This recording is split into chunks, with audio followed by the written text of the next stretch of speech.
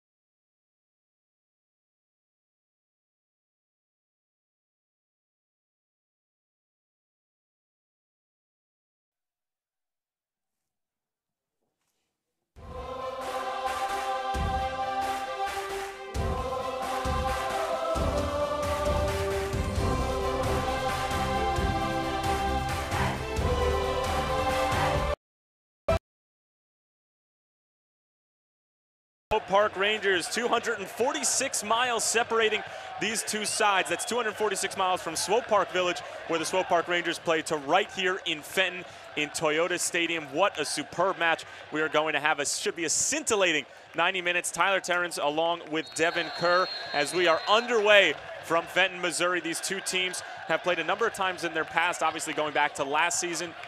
And they are getting to face off against each other in a bi-conference matchup. Rare to see this in the United Soccer League schedule, but these two teams obviously playing in the same state, Devin, are going to go at it, and they're going to go at it without the likes of Wes Sharpie. The Mercy Sports Medicine injury report, just one name on it for Precky's side. Wes Sharpie still dealing with that knee problem as he will be unavailable tonight.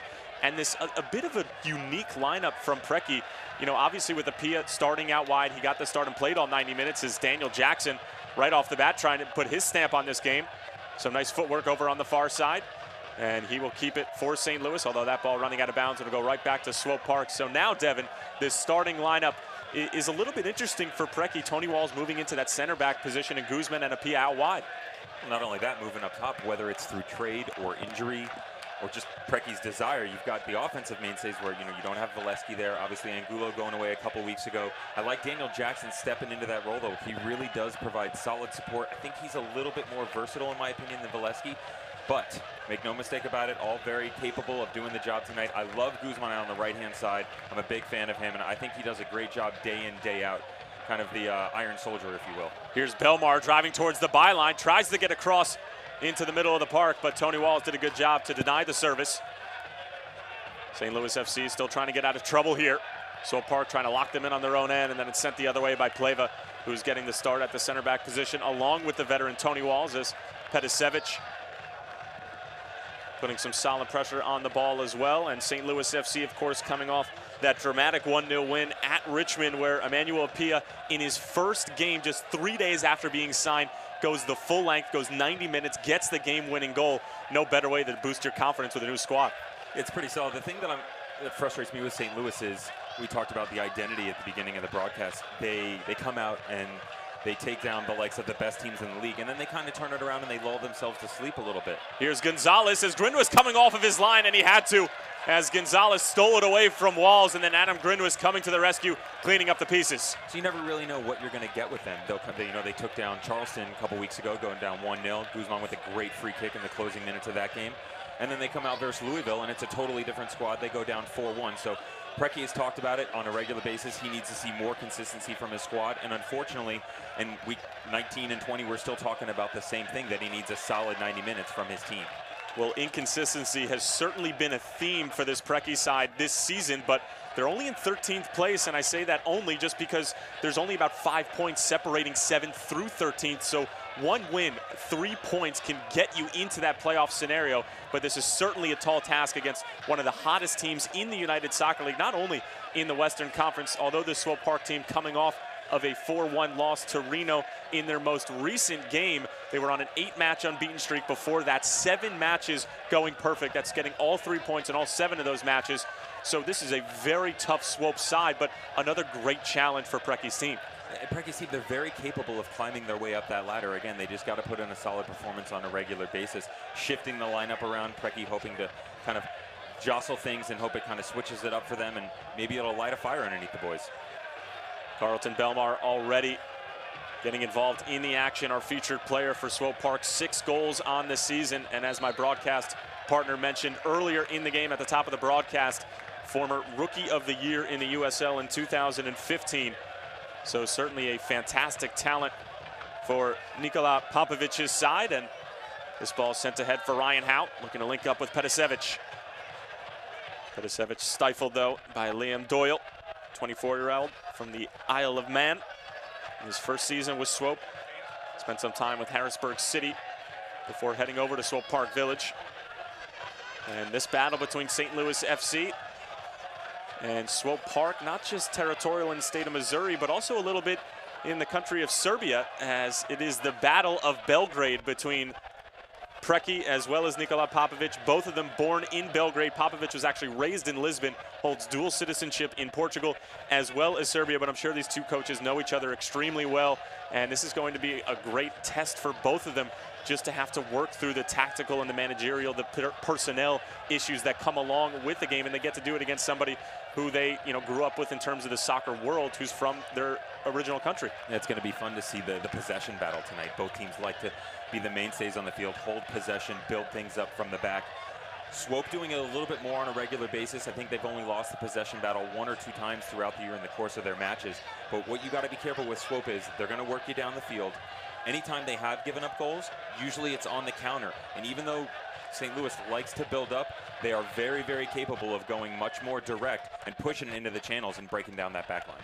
Apia and Howe, nice little 1-2. Still Ryan Howe, now back for Apia. Signing on July 26th, scoring the game-winning goal and now driving towards the byline. A great move, sends it across. There's Jackson. Oh, and getting down for the save was McLeod, and Apia couldn't put it home. And Preki absolutely loving the football from his side early on. It was stupendous stuff from Emmanuel Apia, and right off the bat in his second game in a blue and green uniform, already putting his imprint on this one. Apia, the quick-footed playmaker, as you mentioned, stepping in right away, making his presence felt. Absolutely impressive on the left-hand side. Little touch in the left, touch in with the right, getting to the byline and knocking it back. Very impressive so far from St. Louis. Well, that's what Apia is going to bring to this side. And I think that he's going to work well with the likes of Petasevich and Daniel Jackson up top, and it just seems to be a good mix now of pacey players as well as technical players who can keep the ball at their feet.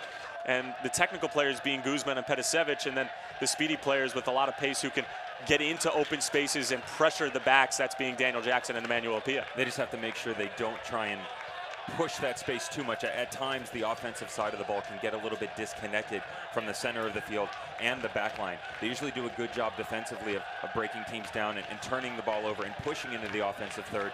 Unfortunately, you've got the guys up top a lot of times who are running alone, and they can't connect with the midfield. Be a corner kick for Octavio Guzman, but not before the head referee, Ismir Pekmic, has to sort out some issues along the goal line. Octavio Guzman on top of the corner, and this corner brought to you by the Electro Savings Credit Union, as it's a decent ball set in. Doyle gets there first. And St. Louis will try to keep possession here, very much a possession-based club, as Preki loves to have the ball at his team's feet for the majority of the match, as does Swope. And as you mentioned before, Devin, should be a good battle of who's going to be able to keep the ball longer, but not only that, but make the most of the opportunities when they have the ball. I mean, definitely the ingenuity from Swope's side. I mean, their +12 goal differential. They're showing they can put the ball away in the back of the net a little bit better. St. Louis very capable offensively, but tends to struggle at times. Again, I think it is due to that disconnect in the long run. But, they've started to turn things around. They've shown versus the likes of the Charleston Battery, versus the likes of Richmond, that the big teams in the league, that they can get it done. They just need to do it regularly. Mirkovic was held up for a moment. Now gets it over to Apia. Alihadzic going out wide for Matt Sheldon. Still Sheldon. Shipping it through for Apia, who's found his way to the right wing this time. Swope doing a good job of cutting down the angles and not allowing for any seam for St. Louis to break through. Howe again. Finding Guzman, that's a great penetrating ball. His first touch lets him down, however, cleans it up. Back for Sheldon once more. Sheldon cutting inside. Very patient here from St. Louis, goes out wide looking for Apia. And Swope are just going to try to see this one out, as the former Bearcat unable to get on that one.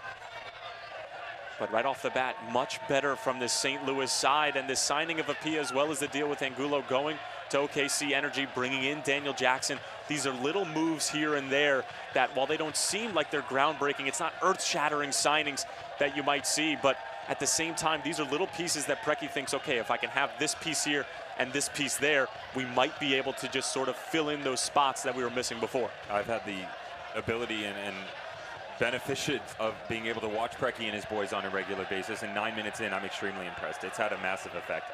And again, we just need to make them be able to carry it throughout a full 90 minutes.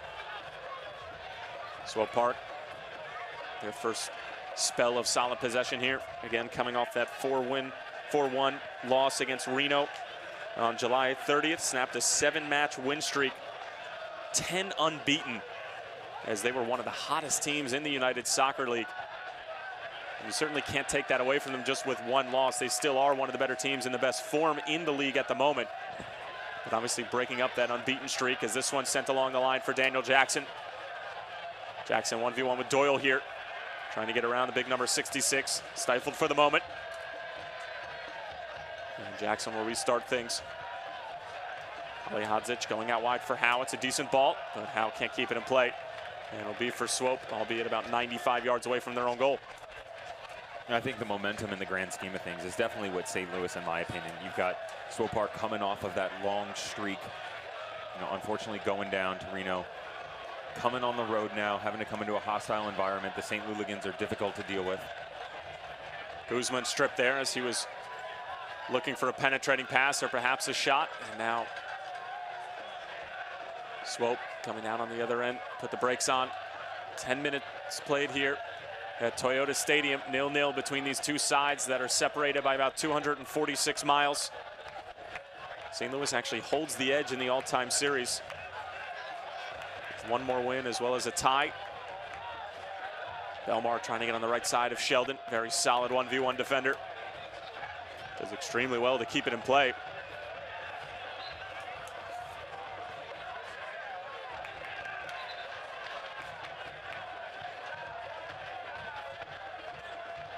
Alihadzic offering the pressure for Brecky's side. Fans, stay up to date on the latest USL news and information from around the league.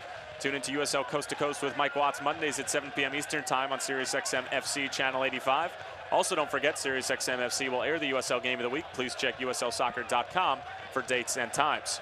I think something that's going to benefit Preki and his boys from the possession battle tonight is that Swope Park liking to maintain possession, and you can see it very stereotypically slowly moving the ball down the field, so far at least. And you'll see that for the most part, is that they put 31 goals away this year. 31 goals in the back of the net. Out of those 31, 28 have come from inside the box.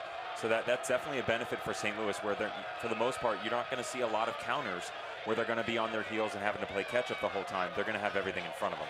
This one slotted through for Gonzalez. Still has some work to do. Balls did well defensively. Cleared away for the moment by Pleva. And then finally gathered by Adam Grinwis, 25-year-old goalkeeper from Michigan, played for the University of Michigan in the Wolverines. And was with the Rochester Rhinos in 2015, 2016. And has really become the mainstay starter here at Toyota Stadium and for Preki's team. Sort of beating out Dave Aligoric for that starting spot, and has really done a superb job here. And looking to make a late season run. Obviously, with St. Louis being in 13th place, it's not exactly where you want to be in week 20 of the USL season, but with the way that the Eastern Conference right now is organized towards the bottom of the table, it really only takes 1, 2, maybe 3 wins, and you put yourself in a very good position to be there come postseason time. I mean, you said it, they're sitting 5 back of 6th place. Currently sitting 2 points back of 8th. So even though things have been a little wishy-washy, if you will, I guess I was looking for the right terminology there, pardon me, they are still in the hunt. Preki's got a solid squad, and but they need to come out and they need to beat the big teams. They've proven that they can do it, but they need to do it regularly. You've got Swope Park coming in. Again, we mentioned the St. Louligans. They're going to hoot and holler over there in the corner and root their boys on, but Daniel Jackson, he's going to be excited 3-4 weeks into the club. Step up, get something early. Apia, step up, get something early. You want to make Swope, when they come into something like this, put them on their heels and make them do the chasing, make them do the work. Swope moving their way up the field. Selbo. 4 goals on the season. Comes back for Gonzalez. The return ball for Selbo. He's in on net for the moment. Selbo looking for a handball, and he actually might have had a case, as Tony Walls might have gotten a piece of it with his right arm, but Grinwis scoops it up. No call from the referee, Ismir Pekmic, and we'll play on. Tony Walls is very lucky, not only on the handball, but doing a little bit of ball watching there as the ball comes over his shoulder. He's got to make sure he keeps his heads up, keep it on a swivel. You always got to assume you've got that forward coming over the back shoulder.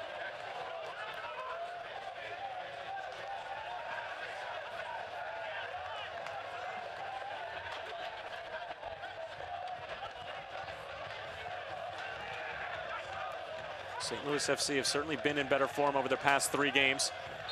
There's a poor giveaway from Walls, and then a foul committed in the middle of the park. Obviously coming off that 1-0 win against Richmond, in which they dominated the game possession-wise, and then Apia scoring the only goal that they apparently needed in the 46th minute.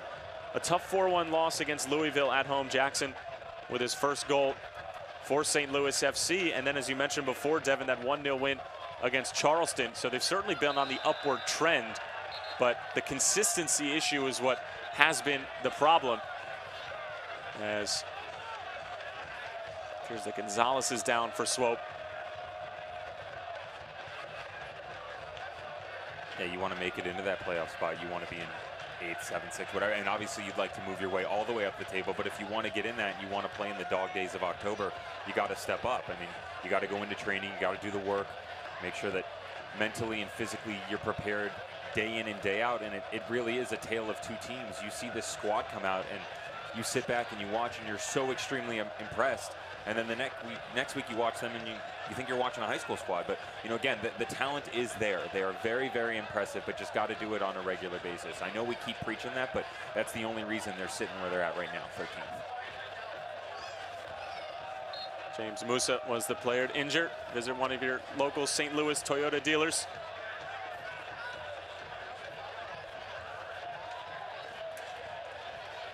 Ryan Howe on the end of this one, back for Petasevich. Petasevich taken down, or perhaps no, says the referee. Rouse sends it across, and that one's cleared away. Selbo with some work to do and somehow clears it out, but right to the foot of Apia. Apia couldn't handle it. Gonzalez gives it right back, and a neat touch from Mirkovic to calm things down for St. Louis. You got to wonder what was going on in Precky's crystal ball earlier in the week. I really, really like the lineup he's put together. 16 minutes in. Sheldon, back for Guzman. Towards the back post, Apia waiting for it. Apia with the strike. Cleared away by Doyle. Apia trying to sneak through, and it is going to be a foul, as this will be a dangerous set-piece opportunity.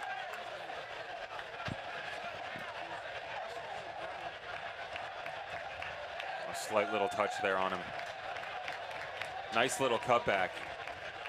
Referee not having any of it. Watch this, Octavio Guzman, very, very dangerous on these set pieces. He can score from anywhere. Serves a phenomenal ball. Don't be surprised if he gets a little cheeky trying to go to the near post. Well, McLeod, probably having watched some film on Guzman, know that he might try to hit the frame here, but it's a design set piece, laced for Howe. Howe still on top of it, sends it back in the area, still bouncing around. And now it's Swope who's off to the races. Mark Anthony Gonzalez. It'll go all the way back for Sheldon, and then even further back for Grinwis. Interesting design set piece, though, from Preki.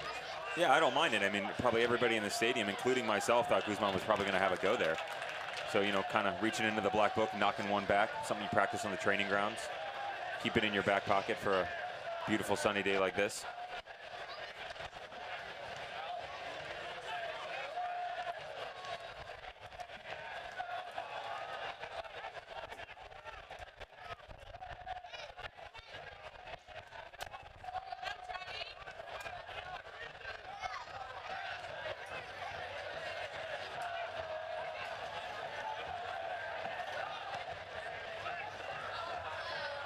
Selbo trying to hold off Ryan Howe.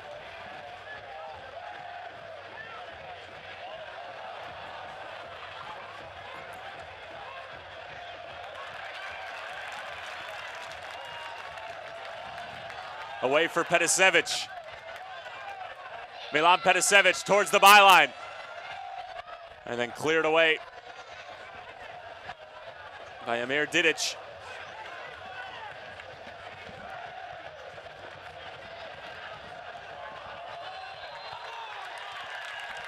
And a foul called against Swope Park now. Nikola Popovic not exactly happy with the call from Izmir Pekmic, as he's having a little talking to with Christian Duke.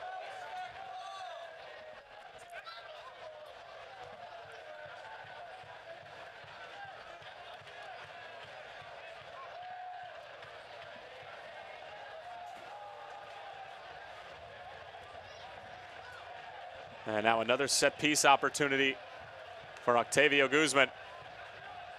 And early on, St. Louis FC certainly on the front foot, trying to keep this Swope Park team guessing the wrong way. And for the moment, that's the way it's been going, as Octavio Guzman standing over another free kick as St. Louis send their bigger bodies up. Opportunities versus talented backline.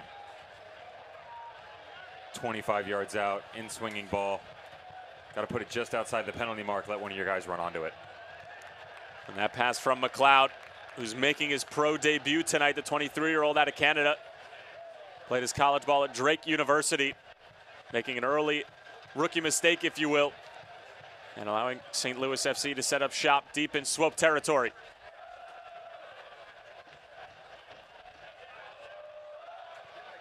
Mirkovic, good penetrating ball. Jackson with some neat skill. Through for Guzman. Has some work to do to keep it in. Able to get there. Mark coming over, and it'll stay with St. Louis FC. Soccer fans, Nike is an official sponsor of the USL. For more information, visit NikeSoccer.com. Sheldon. Ali Hadzic with a poor touch. Sheldon's pass certainly didn't help him out, and now Swope Park looking to counter, but St. Louis FC doing a good job defensively in transition. Apia trying to cut it back Ronaldo style, but sees that touch taken away.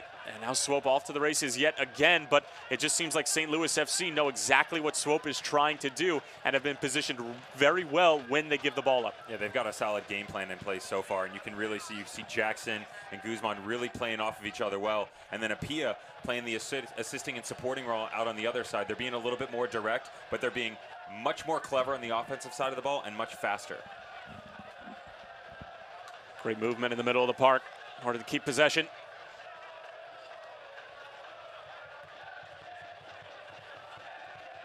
Walls got caught for a moment.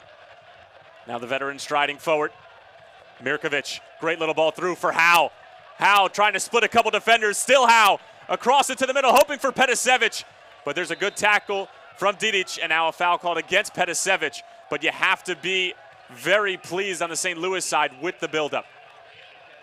Petasevich coming in just a little bit late there. Possibly a little bit mystified as to whether or not his challenge was warranted. And the referee should have blown the whistle.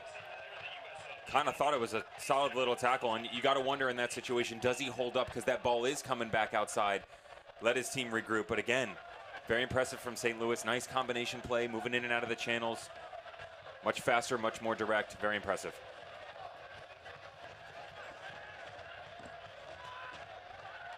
P up for the header.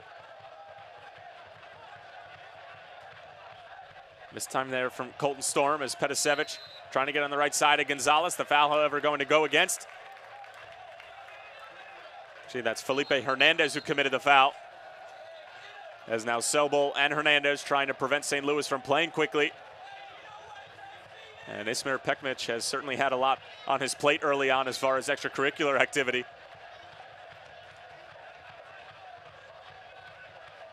And another opportunity for Octavio Guzman to deliver some quality service. St. Louis have certainly been knocking on the door. Who's going to bust it open for them?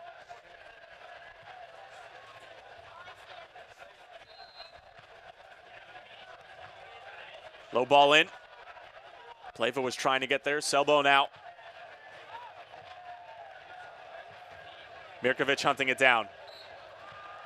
And a foul called against number 18. And Swope will be able to take a deep breath and at least try to come out of their own end. But again, St. Louis FC stationed themselves extremely well early on defensively and not allowing this Swope Park team a lot of room to play. They're making a team who right now sits in third place in the Western Conference look like a team who probably doesn't even deserve a playoff spot. A little bit of role reversal going on right now. Yeah, definitely a little bit confusing for the fans at home, but again, very impressive by St. Louis. It's crazy to think that 25 minutes into this game, we haven't heard the likes of Carlton Belmar. You haven't heard from Mark-Anthony Gonzalez. And again, St. Louis just has an answer for everything that Swope's thrown at them. On the reverse side of things, Swope's on their heels. You know, they're in a little bit of a boxing match right now, and St. Louis is looking for an uppercut here in about 25 minutes in, hoping to get that goal. Well, they are missing a couple pieces, Swope Park Rangers. Oliveira not available tonight, and Lebo Maloto, a normal starter on the bench. So obviously some personnel issues, but at the same time, if you want to be a dominant team in this league and in any football league for that matter around the world, you have to have depth, and not having a couple players here and there on a specific night is not an excuse. No, you're all professionals, and whether it's your first game or your 15th game, you got to step in and you got to get your job done. Like Bill Belichick, do your job. I mean, that's basically what Swope's got to dig deep for tonight and see if they can muster up the energy to get through this match. Guzman on top of the corner. Around the 25th minute mark, Guzman, a great ball in. Rising for it was Didic. That corner brought to you by Electro Savings Credit Union. Selbo.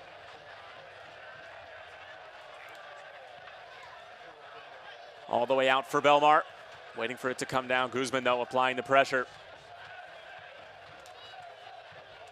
Again, this Swope Park team, a squad that finished the season last year as a 4th seed in the Western Conference, got all the way to the USL Cup final, only to find themselves on the wrong side of a 5-1 result in the USL Cup final against New York Red Bulls 2, as that play is blown offside. So this is obviously a team that has a ton of quality, certainly some new faces this year, but we know that this is a side come tournament time that they know how to get it done, and having that experience certainly goes a long way. But right now, St. Louis FC looking like the team who has all the experience. Well, Swope Park having a little bit of hangover from that winning streak of theirs that they dealt with for so long, that 10-game unbeaten. Coming off of a 4-1 defeat versus Reno, St. Louis taking advantage of it. What you're seeing, though, on the offensive side of things from Swope is that they're being very flat.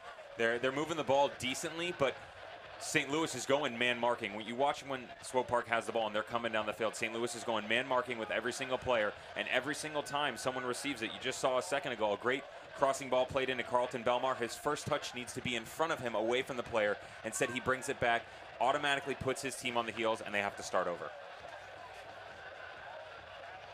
Ali Hadzic has his touch taken away as Selbo gets taken down, and now a yellow card issued to Mirkovic as he's being shown mustard here in the 27th. And the crowd here at Toyota Stadium not exactly thrilled with the call. And Mirkovic just maybe making the claim that that was his first real offense of the match. I think Nancel Selbo might have a little RF transmitter in his ear. I talked about your first touch needed to be away from the player. Very impressive. You see this ball comes in, he brings it across the body of the St. Louis player and forces him to make a decision. Am I going to take him down or let him run? Very well done by Swope.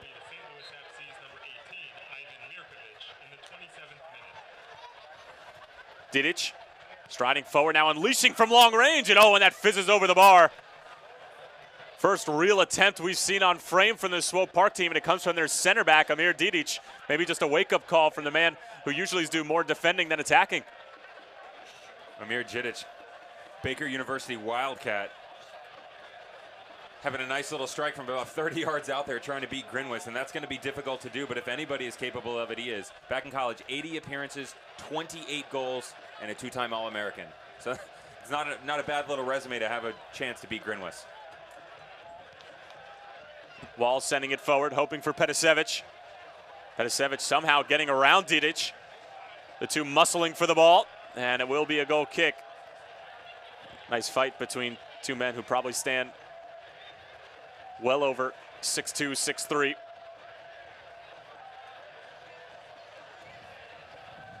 Petasevich trying to get on the Belgrade Contingency Act this evening. Nice little trifecta in this match. Number of Serbian players on the St. Louis FC roster. Preki again born in Belgrade, as well as Nikola Popovic. However, Popovic, the Swope Park manager, was raised in Lisbon, Portugal. Holds dual citizenship there. Both men great soccer minds. Popovic spent some time as an assistant for the famed club in Portugal, Benfica, as Belmar goes down on the far side. The crowd here at Toyota Stadium not impressed with the foul and the fact that Belmar stays down on the ground, now asking for medical attention as the head referee.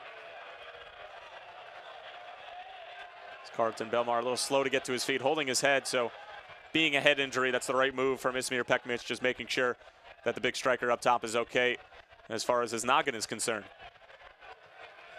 Stole my word, knock to the noggin. I was going to jump in there. No, you're right. In this day and age with all the studies and research they've done, you've really got to be careful with head injuries. And They just want to take the proper precautions, and you see coming into the back of the head there. Smart thing to do. Check on the player, give him time to recuperate before you restart play. Belmar will get a quick rinse as well, as we have almost played a half an hour of football here at Toyota Stadium. Tyler Terrens along with Devin Kerr. Glad to have you with us here on KPLR. And we are still waiting for that breakthrough. Swope, the good free kick opportunity. It's knotted along. Grinwis had to make the save.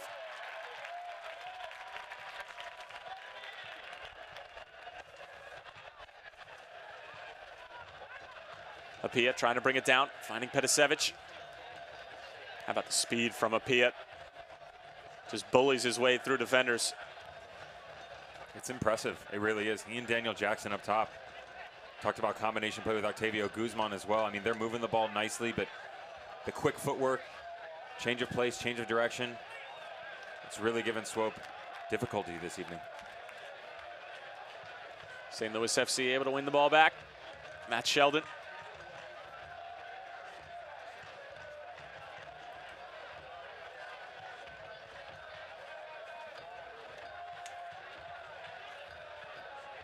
Walls just having to get rid of it, finding Petasevich. Great way to build up through the big center striker.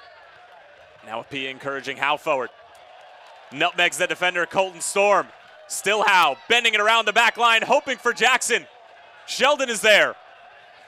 Still Matt Sheldon. Sends it across, sent away by Doyle.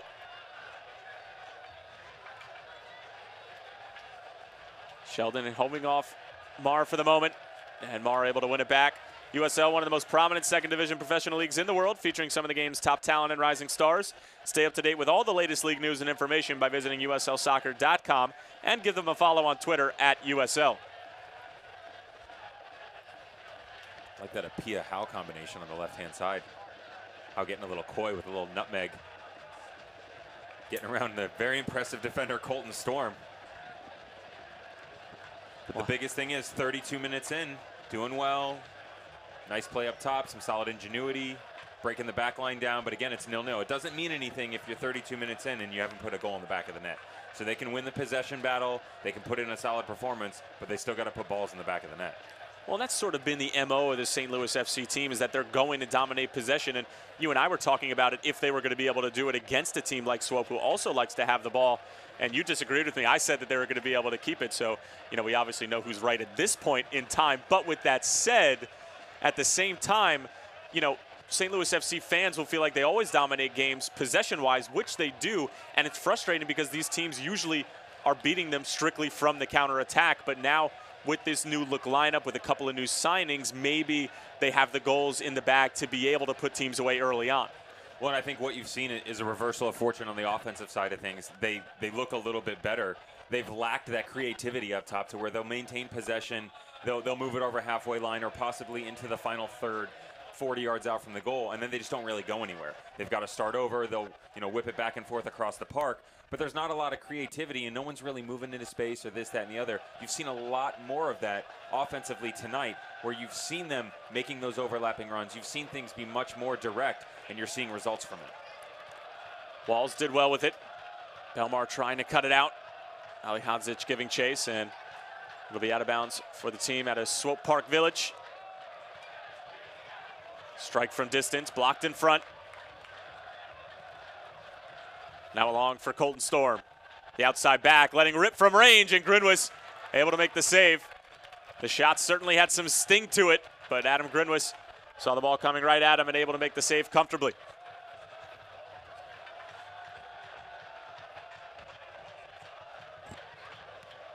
Former Tar Heel there trying to join his center back, Jidic. Getting in the limelight, having a crack from 30 yards out. I mean, but there it is. I mean, you can see the frustration starting them out from Swope Park. They're not really pushing the ball that far down the field. So we talked about St. Louis's previous lack of ability to move it in and be smart up top. They're doing it. On the other side, Swope's had a reversal of fortune. They're not really doing much at all. Well, and you mentioned that statistic earlier on of basically 95% of their goals have come from inside of the box. So St. Louis FC, at the very least, are doing a great job of turning the Swope team into somebody that they're not. Well, and I like St. Louis's back line from the beginning. I think all the guys in the back, whether it's Sheldon, Cochran, a lot of guys that have moved in and out, Conrad Pleva, of course, Seth Rudolph, all of those guys, because in my opinion, they've such a good system in place, they can move the back line and the outside backs in and out. And because of the system, they do such a great job. It's the disconnect that we talked about from before, whether they're on their heels on the counter or a team has broken them down from a profession standpoint, and you've got the four sitting there and they don't know what to do. Belmart trying to scoot away from a couple defenders, taken down, but no call from the referee. Carlton Belmart pleading to the ref. However, it is going to be a free kick, or perhaps a corner. It will be a corner kick. Waiting for the signal from the referee. Certainly tough to hear with all of the noise from the St. Louligans, who are going to be giving Felipe Hernandez all that he can handle over there in the corner. Certainly wouldn't want to be him at the moment. Hernandez to deliver service for the first corner of the evening for Swope Park. Decent ball in. Grinwis off of his line, bats it away momentarily, and then thumped over the other end by Octavio Guzman. Certainly a dangerous ball in from Hernandez.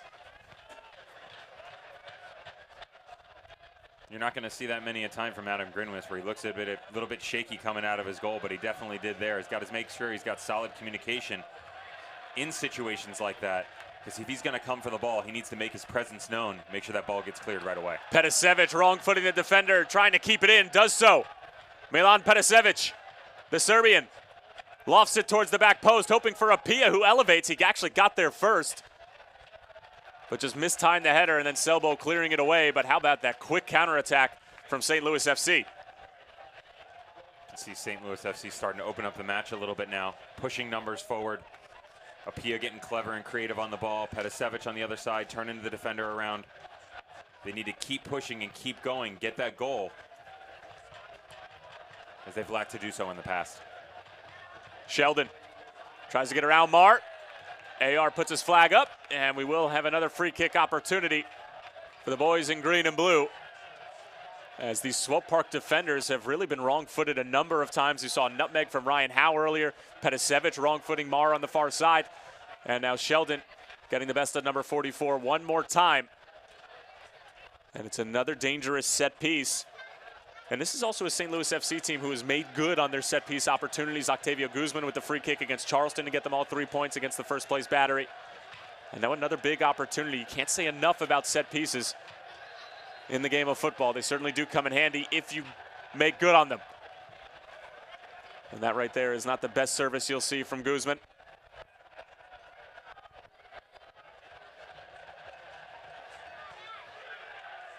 Cleared away by Christian Duke, the captain of the Swope Park team.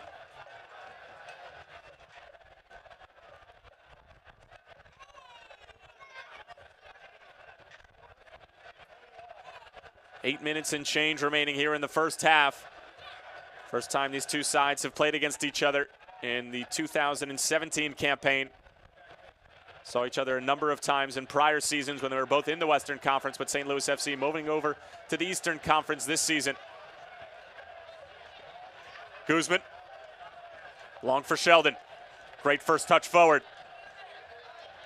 Last touch will be off of Matt Sheldon, and it'll be a goal kick for Darren McLeod. And he hasn't had a whole lot of work to do early on. Rookie goalkeeper making his professional debut tonight. Might serve St. Louis FC better if maybe they would have a chance from long range just to test the keeper and see what he's got. I was just going to say right there in that situation, you saw Octavio Guzman take a look up, had great poise to hold the ball, and instead of knocking that ball into the channel, if you took it the back line from Swope Park, you saw they were extremely organized. He should have pulled the ball back, brought it to the middle, and had to go at goal, because they're moving the ball down the field. But like you said, they haven't really put anything on target to challenge this goalkeeper yet. Musa up for the header. As Colton Storm just going to take route one, hoping for Gonzalez to get on the end of it. Pleva meets it first.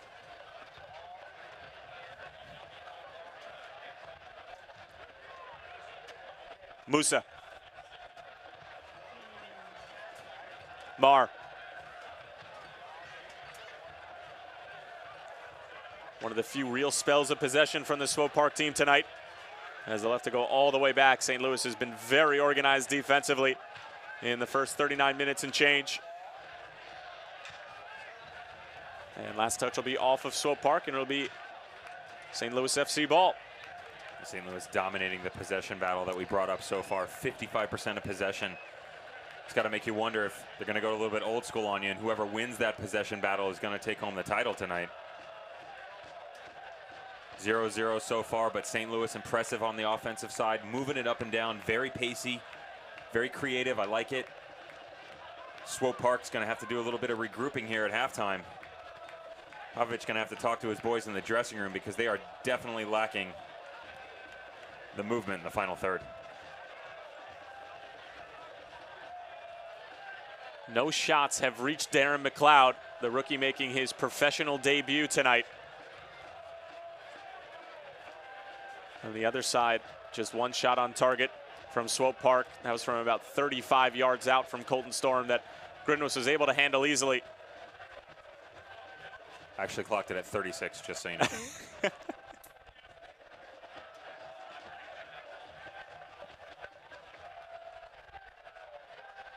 Ali Hadzic, the touch for Guzman.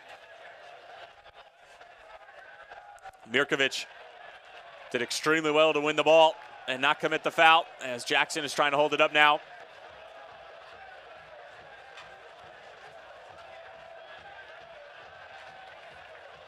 Solid tackle right there to disrupt Swope Park's run of play. Ali Hadzic and Mirkovic are doing a great job in the middle of the field tonight. It's always nice when you don't have to mention your holding midfielders' names. Well, they are players who certainly go unnoticed at times as Petasevich takes a good touch into space. Somehow squirts out to Ryan Howe, puts in a bending ball, but right at McLeod. And that's the sort of ball that Howe's been looking for all night, just trying to curve it in behind the back line just to tease McLeod enough, but that time a bit too close to the rookie goalkeeper. Impressive from McLeod. Standing tall, 6'3", did a good job. Talked about Grinwis making his presence known there. He was not shy whatsoever coming out of his box. Very vocal, and you could see everybody back off. Good goalkeeping. Musa hoping for the outside back Colton Storm to get involved.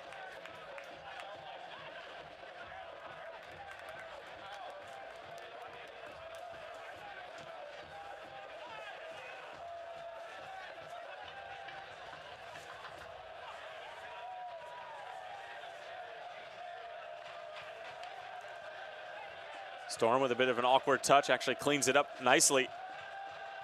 Walls hoping for a Pia. Walls does a really nice job defensively there. Petasevich unable to keep it for the boys in green. Now here's Parker Marr with plenty of space to run into. Guzman finally getting over there.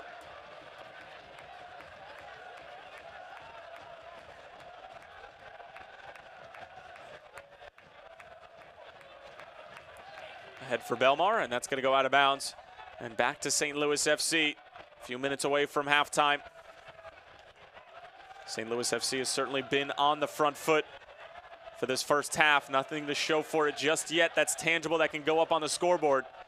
But Preki has to be happy just with the pure football that his team has been playing early on, as this one is sent ahead for Jackson. And McLeod off of his line playing that sweeper keeper role, knowing exactly what St. Louis FC were trying to do. And I think that right there, we talked about the disconnect from St. Louis's side, how between the defense and the midfield and midfield to the final third, they lacked that previously. I'd like to see that a little bit more offensively to where they're pushing the ball up top. You can see them going a little bit more direct, sliding in behind the back line, much like they're doing right here, and let the pace break down Swope Park. Jidic goes to ground. Solid tackle. Petasevich. Great tackle from Mirkovic. Hernandez still on top of it and sends it the other way. Walls up for a strong header.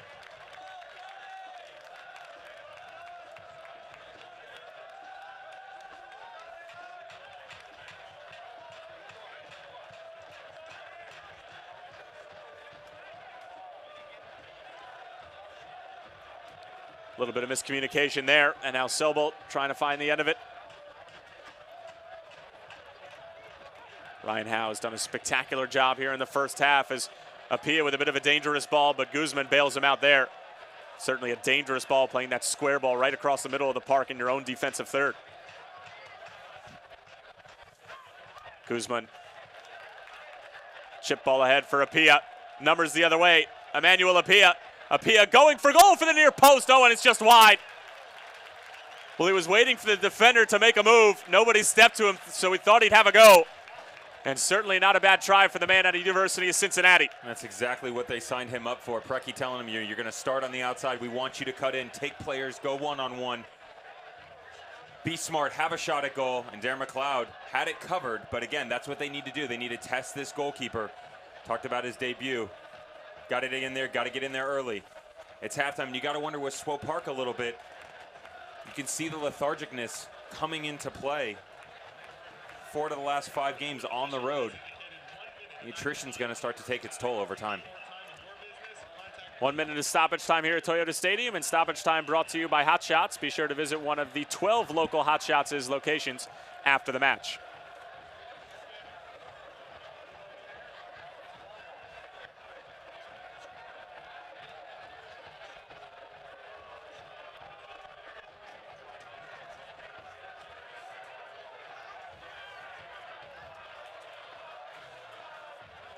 Just 2 shots for Swope, 1 for St. Louis, as neither team have really been able to find that final penetrating ball in the attacking third. St. Louis has certainly had more possession, and they've been on the front foot, but neither team has anything to show for their work just yet here in the opening 45 minutes.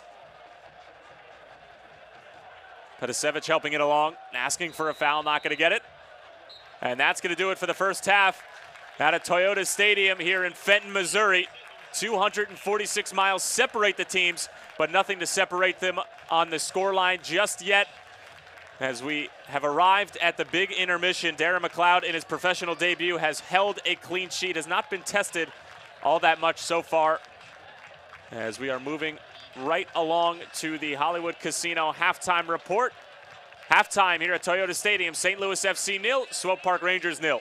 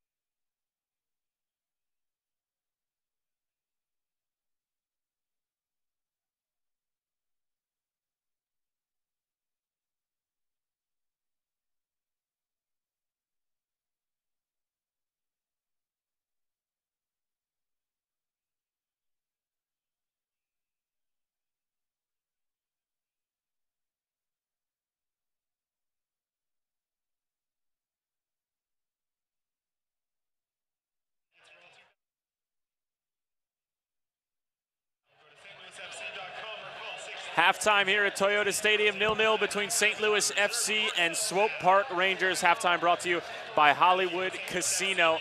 And right now we're going to take a look inside at St. Louis FC zone, Sebastian Delgard. Hi, I'm Ashley Anton, here with one of your favorite players, Sebastian Delgard. Sebastian, are you ready? I am ready. Okay, let's first start. What is in your playlist in your car? I got a lot of Drake, of course. I like him. I got some Tupac. We got some EDM. We got all kinds of different stuff in there.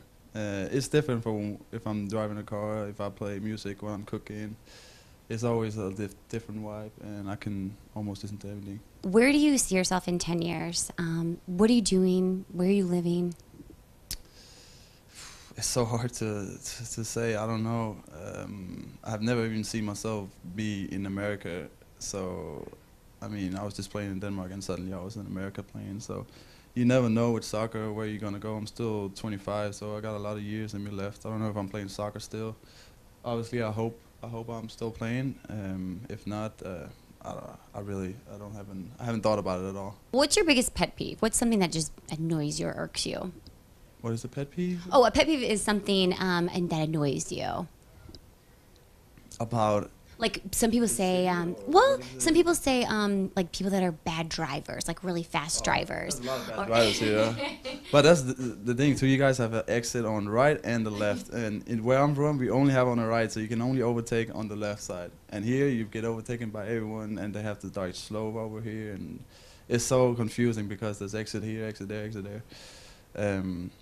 And yeah, that makes people like drive worse. I feel like because they're not.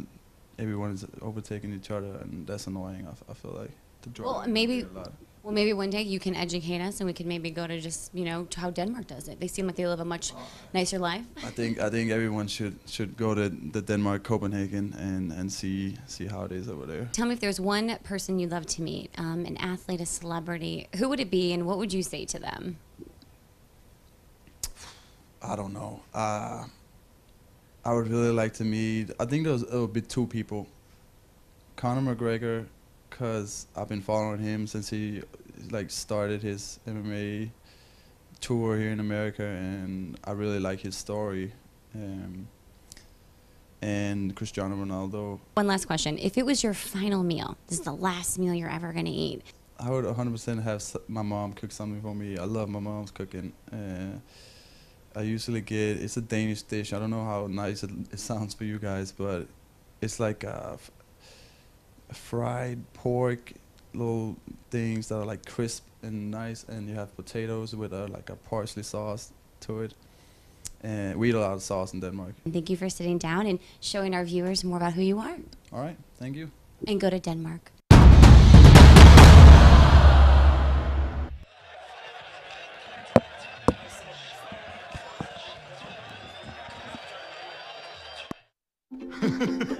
I'm a retired school psychologist, and helping people was my thing. I was very independent and thought I could take care of myself. I fell, and I had to have Meals on Wheels. After my stroke, when Meals on Wheels started, I was on the other end of the stick, so to speak. Meals on Wheels, coming to my door as someone who's housebound, having someone check on me, assures me that I'm not forgotten. Meals on Wheels has given me a mode of freedom that I wouldn't have otherwise. We're the clients. We are the clients. We are the clients of Meals on Wheels. America, let's do lunch. 1 in 6 seniors faces the threat of hunger, and millions more live in isolation. Drop off a hot meal and say a quick hello. Volunteer by donating your lunch break at americaletsdolunch.org. Every year, 40% of all food in the U.S. never gets eaten. 40%. That's almost half the food we produce. Food waste is a serious problem. It impacts all of us. And it's expensive. Your family is throwing $1,500 a year in the trash. We're working hard to put food waste on the chopping block. And you can do the same at home. Learn how to cook it, store it, and share it. Just don't waste it. Go to SaveTheFood.com. USL fans, it's time to vote. The 5 nominees have been named for USL Player of the Month, recognizing top performers from the month of July. The Charlotte Independents lead the way with 2 nominees, Jorge Herrera and Enzo Martinez. Herrera scored 8 goals and added 2 assists as the Independents went undefeated throughout the month of July. Martinez added 3 goals and 3 assists, helping Charlotte move into 2nd place in the Eastern Conference. Real Monarchs SLC's Chandler Hoffman pushed his way into the USL Golden Boot race, scoring 5 goals throughout the month to go along with 2 assists. FC Cincinnati's GB Fall continues to be dominant. The Senegalese striker recorded 4 goals and 1 assist in the month of July. Rochester goalkeeper Tomas Gomez also had a stellar month, posting a .60 goals against. For USL Network, I'm Morgan Conklin.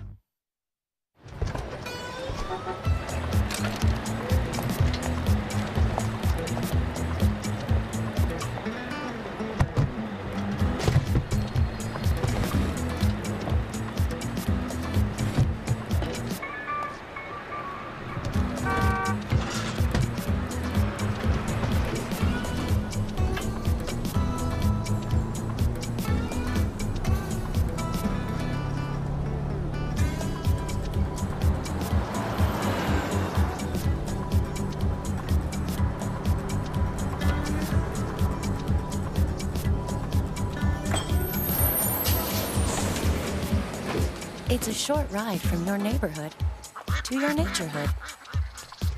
Find fun activities to do, like boating and biking, or camping and hiking, plus much more. To find a neighborhood park or green space near you, visit discovertheforest.org. They said I have troll teeth. That my voice sounded like a possessed baby doll. That no one would ever love someone as stupid as me. That I was fat, ugly. Disgusting. The effect of bullying is potent. We will no longer be the silent majority. Now, when you see online bullying, there's something you can do about it. We're gonna take action with the I. I am a witness. I am a witness. I am a witness. I am a witness. I am a witness, and so are you.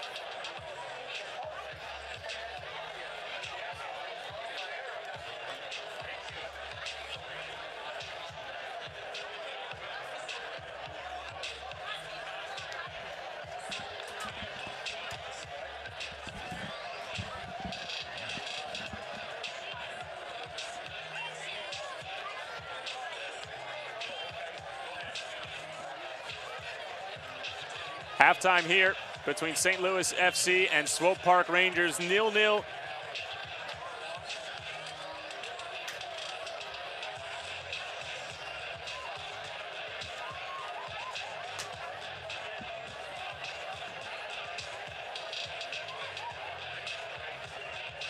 Halftime between St. Louis FC and Swope Park Rangers, 0-0 is the score. Tyler Terrence and Devin Kerr, glad to have you with us here on KPLR. As St. Louis FC has certainly dominated the first half. Swope Park Rangers trying to find a rhythm heading into the second. And Devin, you know, much of what we expected from Precky's side, very possession-oriented. Early on, however, Swope Park had a couple of opportunities, nothing of which came to anything special. Yeah, they tried to throw themselves under the bus. Anthony Gonzalez doing a good job taking over the backside there, running in one-on-one, couldn't make the most of it, unfortunately. On the other side of things, Guzman intending to go one-on-one, instead lays the ball off on the set piece, has a shot on goal. But again, back and forth early on. First and only yellow card of the first half there would eventually be shown to Mirkovic, and then the two real opportunities that Swope Park had were from long, long ways out. From a long ways out, especially considering they were from both their defenders. Jidic and Storm stepping up from 30, 35 yards out, trying to have a goal. A goal. Adam Grinwis not having any of it whatsoever. And then St. Louis starting to turn things around, getting a little bit smarter on the offensive side of the ball, getting a little bit more direct, starting to move down the field. Swope Park forced to take chances from much further out. This was a bit of a nervy moment as Grinwis was a little unsure of whether or not to punch that or catch it. And that's not like him. He's so solid in between the pipes back there. You saw him step up, got a little bit confused, not good communication. Then on the other side of the ball, you see St. Louis starting to come down. How good have the wingers been for them tonight? Pulling the ball on the inside. I think that possession actually is a little bit closer than we thought it would. Should be a little bit more lopsided, in my opinion, towards St. Louis. But St. Louis starting to break down the wingers, cutting the ball in. I'd like to see them be a little bit more direct. Not necessarily one-on-one opportunities, but they've done a good job knocking the ball into space. They need to get it behind that back line, have a finish early, test that goalkeeper. St. Louis FC have failed to test the rookie Darren McLeod, who's making his professional debut tonight here in Toyota Stadium. Again, that one yellow card issued to Ivan Mirkovic right around the 25-minute mark. And right now we'll take a look at the upcoming schedules for both sides, starting with the visiting Swope Park Rangers. And when you look at this upcoming schedule, it certainly does not get any easier for Swope. Orange County, Real Monarchs, Sacramento Republic, Reno, and OKC. 4 of the 5 of those teams, probably in my opinion, not sure about yours, Devin, are going to be in the playoffs. I 100% agree with you. 5 of those teams in the top 9 right now. You would think most of them would slide up into those final 8 spots and make their way into the playoffs. But we'll see. A lot of games that yet to be played. And then on the other side for St. Louis FC, all these games, of course, local times. The next one coming up 7:30 p.m. at Tulsa Roughnecks FC. So another West Coast battle for the St. Louis team. But then they have a lot of opportunities towards the end of August. They actually have 4 teams towards the end of August and moving into September against teams that are towards the bottom half of the table. Great opportunities to pick up points. Agreed, but first things first, you got to get the job done tonight. 3 points tonight. They're sitting on 22 points. 3 points tonight shoots them into 25 points, which as we're sitting with results right now, puts them into that 8th spot. So a very valuable 3 points for them. On the other side of the things, with Swope Park, 3 points for them pushes them into 2nd. So there's a lot going on that's going to shift in the Eastern and Western Conference standings in the next couple games. Swope, of course, were riding that 10-match unbeaten streak until it was broken up by Reno, who currently sit in 4th place. And what a big match that was, and a huge 3 points for Reno to pick up. What a swing, but it's interesting how big of a match that was. And look, they're still 6 points back. So, again, a lot of matches to be played, a lot of jockeying for position coming down into the days of October. Well, like you said, Devin, obviously the business at hand, the task at hand right now is these 45 minutes here in Toyota Stadium against these 2 teams who don't play in the same conference, but they play in the same state. And this is just a superb match so far.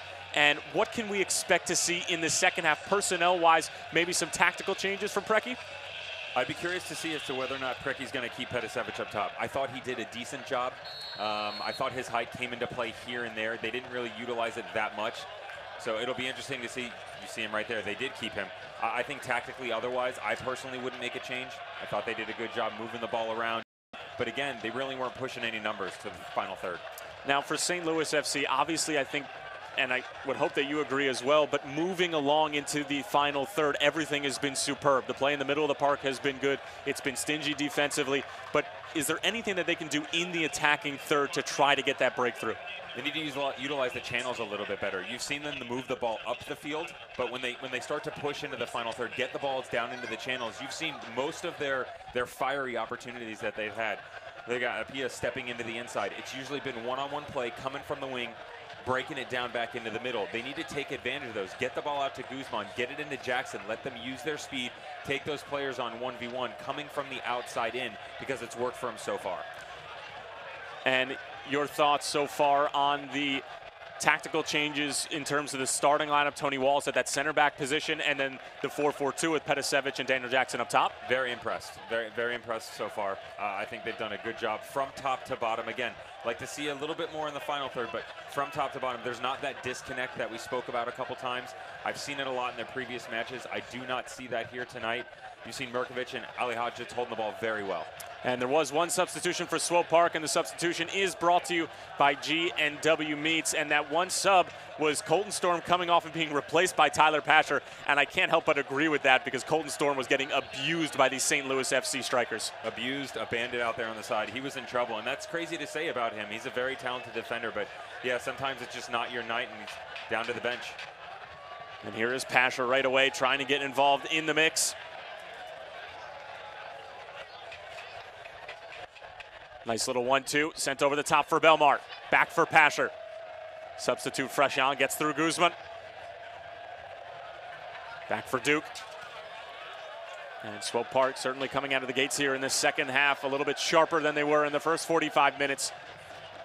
Looking to get a breakthrough against what has been a very tight and organized defensive unit for St. Louis FC. That goes over the line. It'll be a goal kick for Adam Grinwis. St. Louis FC did win the possession battle in the first half, 51-49. Swope started to find their feet a little bit towards the end of the second half. This possession statistic, if I'm not wrong, Devin, was close to around 60% midway through the first half, but then Swope Park started to find a rhythm a little bit, and sure, Nikola Popovic made a couple of tactical moves midway through the first half, maybe calling over a winger here and there, just trying to mix things up here at Toyota Stadium in Fenton, Missouri. We can see the Pasher move as well, even though it is a defensive substitution. He's a little bit more offensive-minded. You could see Colton Storm struggling with that tonight. It's terrible enough when you can't get it going on one side of the ball, yet alone two. So look for Pasher to step in, bring a little bit more offensive firepower from the back line coming forward. But you can say, yeah, they started to find their feet towards the end of the first half, and they're coming out a little bit more fiery here in the second. Guzman. Great ball for Sheldon, encouraging him forward. Sheldon 1v1 with Pasher. Pasher muscles him off the ball momentarily. Still Sheldon. Back for the Mexican, Octavio Guzman. A good whipped-in ball. Guzman might be able to get to the second. And it's long for Carlton Belmar, unable to keep it in. Then Brecky showing off the skills a little bit with a neat touch with the shoulder. Former MLS Cup winner as Pasher just shoves Guzman to the ground, full arm extended. And Pasher with a sarcastic smile of sorts, getting away with one there. Surprised the referee didn't step in on that one. Brecky saying the same thing. You need to watch, you need to open your eyes and pay attention. Brecky used to play a little bit, right? Absolutely. We'll take another look at that play, and you can just see the extension from Pasher's arm here. Yeah, I think Guzman went to ground a little bit easy, but yeah, I'm surprised the referee didn't step in there. I mean, I think in that situation, you still got to blow the whistle. Well, you can understand what Nikola Popovic was trying to do, having Colton Storm play that outside back position, maybe just trying to be a bit more offensive-minded. But sometimes that's where managers can get in trouble in the modern day, as this one is sent ahead for Daniel Jackson. Jackson towards the back post. Nobody home, however. Apia arriving late. Emmanuel Apia. Still on top of it. Gets around Mar. Apia sends it across. Pedicevic laying it off for Mirkovic. About to fall for Jackson with the header, and he gets punched right in the face by Darren McLeod. No call from the referee as they were both going for the ball. And then Belmar able to keep it in. The boos raining down here at Toyota Stadium. Swope Park moving the other way. Now Brecky pleading to the referee that it's a head injury and that they should immediately stop play. And he certainly has a case. And Daniel Jackson still down on the ground behind the play. Very, very, very aggressive by McLeod coming out. You can see the ball bouncing around. Ball laid off, shot to the back post. You can see him come out. Now, although everybody at home, you're going to say that that's a foul. It's not. You're right at the edge of the 6-yard box. That's his opportunity to come out and make a play on that ball. It's a solid 50-50 challenge. And yes, he does follow through and get him, but watch both arms. He gets the ball first coming out. That's a risk an offender takes when he goes into the air versus a goalkeeper. Well, I'm sure Brecky isn't arguing the foul because it was a fair play, but at the same time, you have to be a little bit concerned with the head referee not immediately stopping the play, knowing that it's a head injury when he's already done it previously for Carlton Belmar in the first half. 100% agree with you on that. The referee should have stepped in immediately because, as you said, even though it wasn't a foul, it was a fair challenge. There wasn't a continued run of play on the offensive side of things. The ball defensively was moved out of play. He should have blown the whistle right away, tended to the player, made sure he was okay. We talked about the head injuries. He's got to do a better job. Well, the Mayweather-McGregor fight isn't for a few weeks. Daniel Jackson took an absolute shot here in St. Louis. And like you said, Devin, that's sort of the danger of an attacker going forward and challenging the ball in the 6-yard box. And Darren McLeod, I guess, doing his best Conor McGregor impression. The young goalkeeper is certainly getting a full taste of United Soccer League here tonight in his professional debut. And credit to Daniel Jackson trying to step into that octagon, and Darren McLeod holds through near the goal tonight. Hasn't been tested much, tried to step in there and throw his own blow, but again, a little bit back and forth here in the first couple minutes. Preki up off his feet as usual, screaming and yelling from the sideline. Some fiery stuff here at the start of the second half. Well, it's exactly what you want to see from an in-state rivalry. They obviously don't play in the same conference anymore, but certainly no love lost between these two sides. Again, the battle for Belgrade. Both coaches originally from Belgrade, Serbia. As Daniel Jackson right back onto the scene, certainly a warrior. Again, picked up in that deal with Oklahoma City Energy FC, in which the team saw Jose Angulo move over to hang out with Jimmy Nielsen and the White Puma for the remainder of the season on loan, and Daniel Jackson sent over to St. Louis FC. And the deal so far has really worked out for both teams. Daniel Jackson has already scored a goal with St. Louis FC. Jose Angulo has been putting in goals left and right for Jimmy Nielsen's side. It was interesting when it came across the wire. I was mystified and perplexed that that deal actually went through. Having the opportunity to call a couple of St. Louis's games, Angulo was a mainstay on the offensive side of the ball, kind of shifting into a 10 role, being able to hold up possession. An excellent compliment to Christian Valesky, who's a little bit more pacey and linear and much more offensive-minded, especially in the air. So I was kind of confused when that took place. But hey, like you said, it's worked out, and both teams are reaping the benefits. Long throw and sent ahead for Jackson, and Jackson gets another forearm shiver from Amir Didic.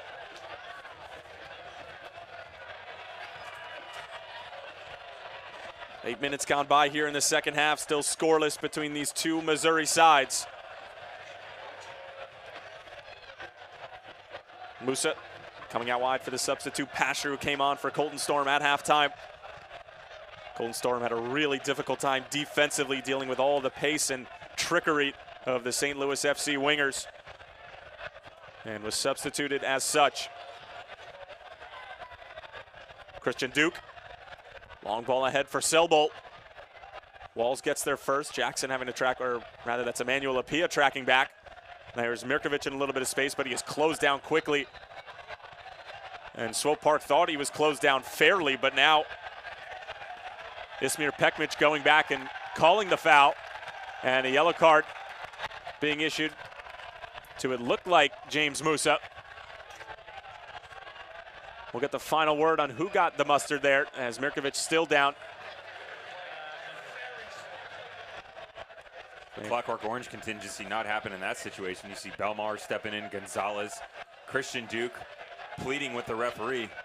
Thought it was a fair challenge of that nature. You can leave your feet, but when you come studs up and you come studs up from behind, the referee's going to blow the whistle every time. For dissent more than anything. And it seems like Christian Duke did not go into the book for the moment. However, he certainly will be on thin ice with the head referee. And it'll be a free kick for St. Louis FC, sort of a wild, physical start to the second half. Much different from the first, that's for sure. But it's nice to see both teams coming out. They've regrouped, reorganized, a couple tactical changes. And now we're getting word that Christian Duke as well was given a yellow card. So two players for Swope in the middle of the park. One as a center back in Jidic, and then another as a center midfielder in Christian Duke, given yellow cards. And that certainly changes the complexion a little bit, as both of them are going to need to be extremely careful heading into future challenges. Very, very careful, especially how impressive St. Louis has been coming forward with the ball. And with the aggressive start, both teams have sort of fallen out of their rhythm in terms of keeping the ball. And it's been a little bit of goalie wars heading back and forth. Jackson helping it along. And Pasher will calmly go back to Darren McLeod.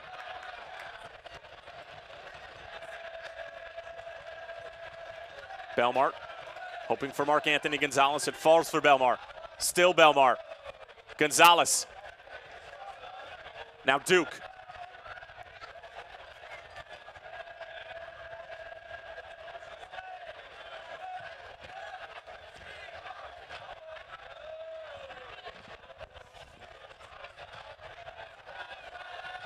Doyle.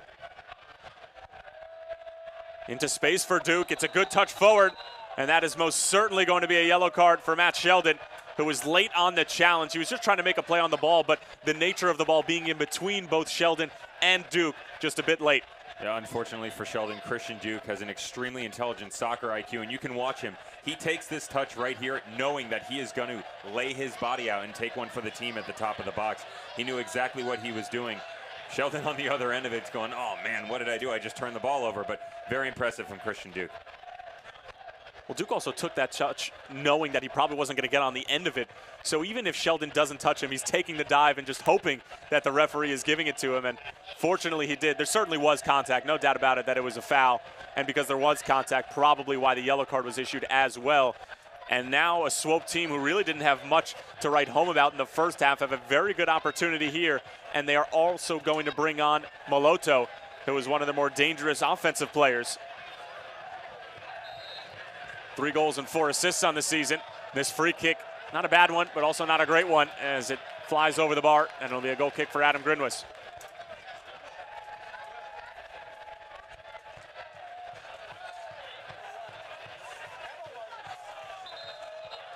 Metro PCS is the exclusive mobile network provider for St. Louis FC. With over 75 St. Louis metro area locations, you can join the network that covers 99% of the people in the U.S. Visit metropcs.com for additional information and latest offers.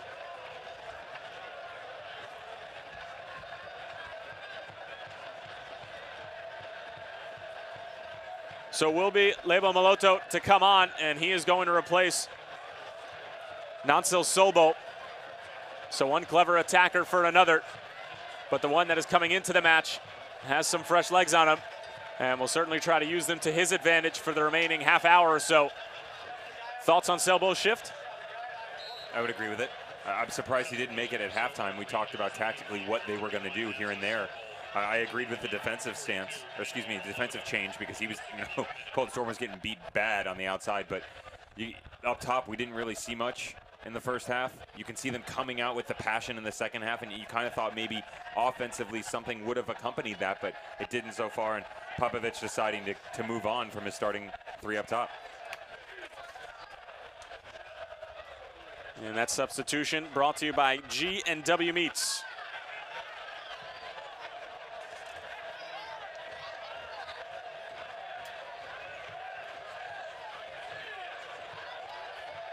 Half an hour remaining here at Toyota Stadium. St. Louis FC looking for the breakthrough as Petasevich gets ahead to it, but McLeod off his line again. I'll tell you what, Tyler, we talked about the second half. Both teams coming out strong. St. Louis has got to be very careful. They do not want to get into a track meet going back and forth with this squad. They will break them down. We talked about the disconnect that Swope had dealt with and that St. Louis had previously dealt with. You don't want that to creep back into the picture because Swope will take full advantage of it. They know how to put goals away. Impressive work here from Swope, but Mirkovic doing a good job of hunting down the ball. Pass back out for Doyle. Musa.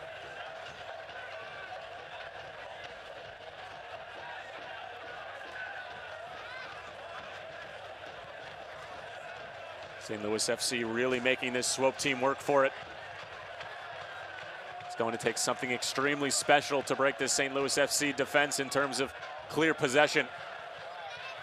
As they force it all the way back to McLeod once more. A little bit of a miscue there from Sheldon. McGrin was off of his line, making sure that it doesn't go out for a corner kick. However, it will be a throw-in for Swope.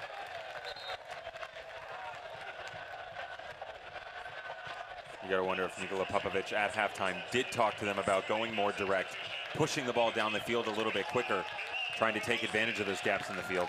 And now Christian Valesky coming onto the scene here in the 62nd minute. The mainstay striker for Preki We'll have a little more than a half an hour to run around and try to make an impact and perhaps get that ever-elusive first goal that we have all been searching for in the opening 61 minutes. And this substitution brought to you by G&W Meats as he will replace Milan Perisevic, and certainly very nice for Preki to be able to bring on number 9.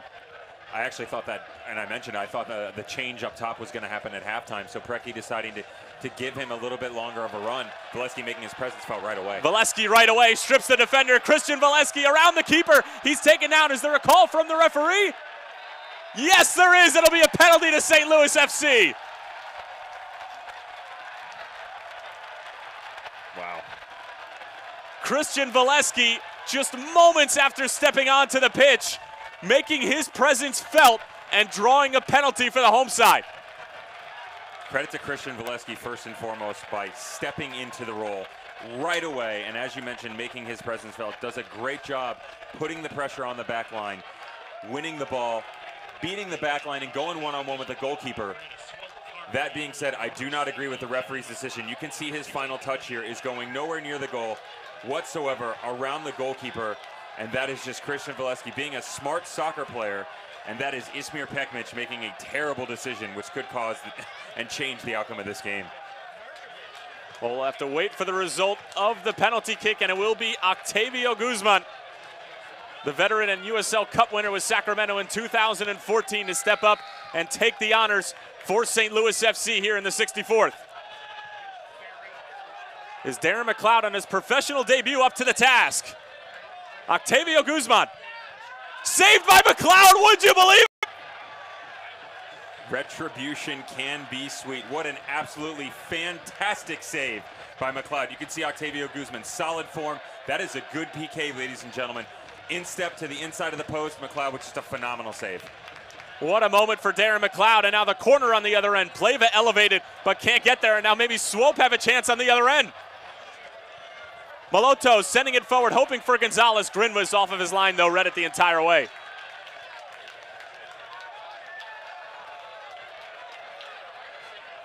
Apia.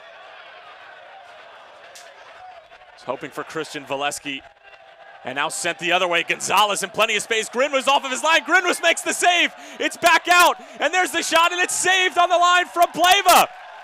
Wild end-to-end action here in Toyota Stadium. The crowd loves it. We hope you're loving it too. Still remains 0-0 in the 65th. Back and forth, edge of your seat type stuff. Swope Park really starting to open the game up. I looked up and I could not believe Grinwas had come that far off his line, but what an absolutely fantastic save and a great job by St. Louis. Being smart, recognizing that their goalkeeper is out of the box. Everybody back behind the ball, turning around, saved by the defender.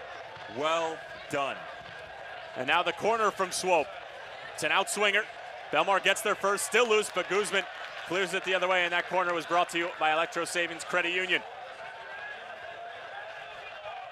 Fasten your seatbelt, folks. We could be in for a very bumpy second half, as there's a little bit of a questionable call from Ismir Pekmic once more, as James Musa not pleased with the call, but it will be a free kick for St. Louis FC.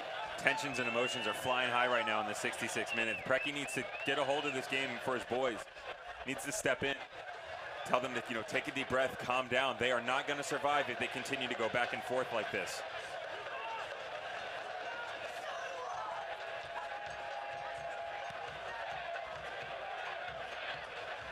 Valesky trying to hold off Liam Doyle. The crowd wanting a call, they're not going to get one. Great sliding challenge from Howe, able to disrupt the Swope counterattack.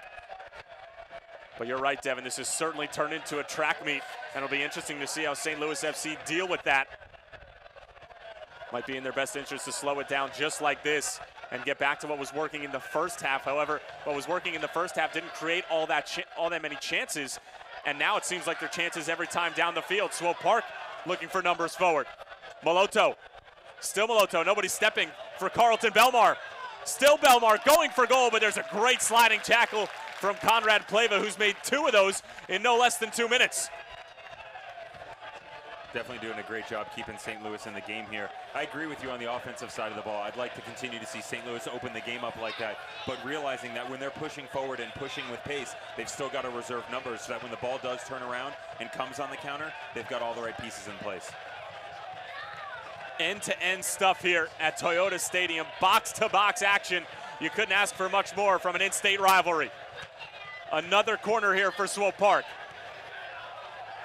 Decent ball in as Ali Hadzic will just see it out of bounds. And everybody, including ourselves, can take a deep breath. You can see the weather starting to open up, and I mean, the rain is really coming down now. That'll change the game as well. You see the ball start slipping and sliding all over the pitch.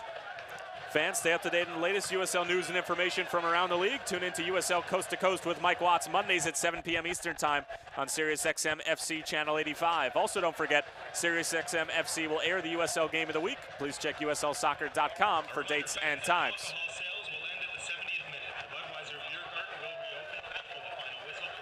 And as Devin mentioned, folks, rain starting to come down here in Fenton, Missouri. Certainly could play an impact as the conditions have changed here in the second half. Good play from Sheldon. Guzman keeping it in. Clever little back heel. Still Sheldon in behind the defense. Cleared away momentarily. Back out for Sheldon. Finding Ali Hadzic. Mirkovic working it around the horn for Howe. Ryan Howe stepping through. Still Howe. Ali Hadzic going for goal. And maybe the slick ball played a factor in that. Back out for Octavio Guzman. Good ball in. Mirkovic bringing it down. Pasher unsure of it. It remains in Swope Park territory. Duke trying to help it along. Ali Hadzic trying to keep it in. And it'll be a Swope Park throw-in. Someone get the oxygen machine. I need a retrieval and a break. This is really back and forth type stuff. But you can see the precipitation coming down, the rain. It's going to make the passes needing to be that much more precise.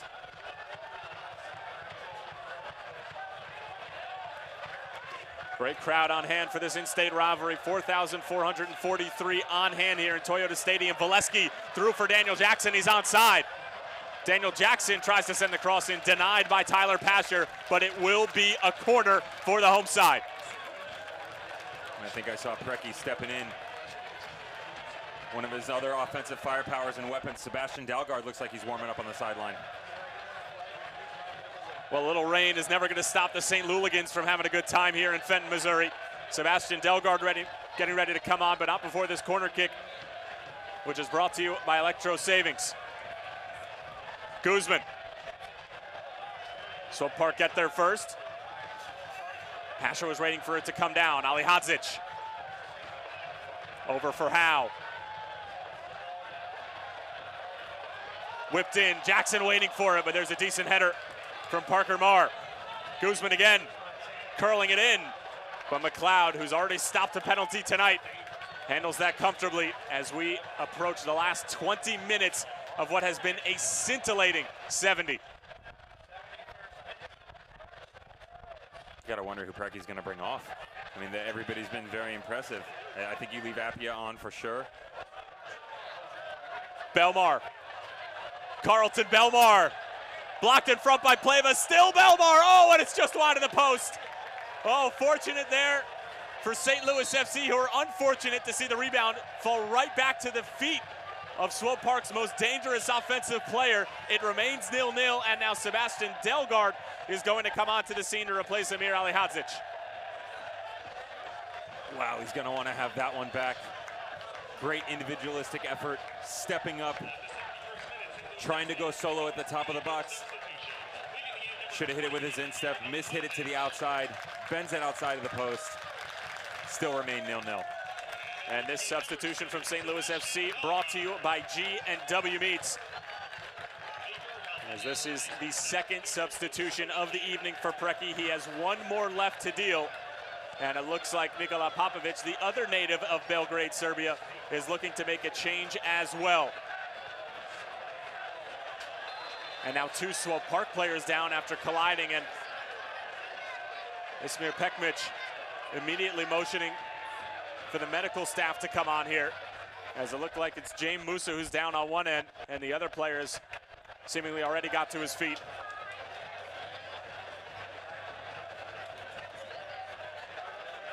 You can Casey Preki on that substitution, not shying away from the challenge. As you mentioned, the Bata Belgrade stepping up. It has not denied us the opportunity from some solid football this evening. Interestingly enough, pulling Alihodzic out and bringing Dalgard in, holding midfielder for an attacking midfielder. Dalgard does a good job defensively, but he's much more offensive-minded. Preki again trying to put his foot on the accelerator and finish him off.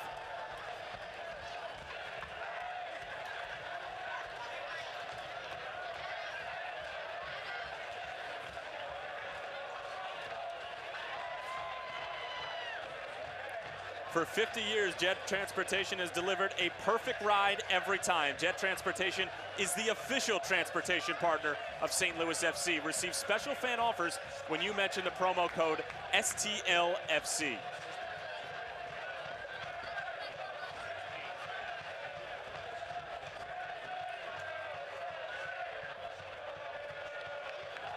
James Musa now up to his feet.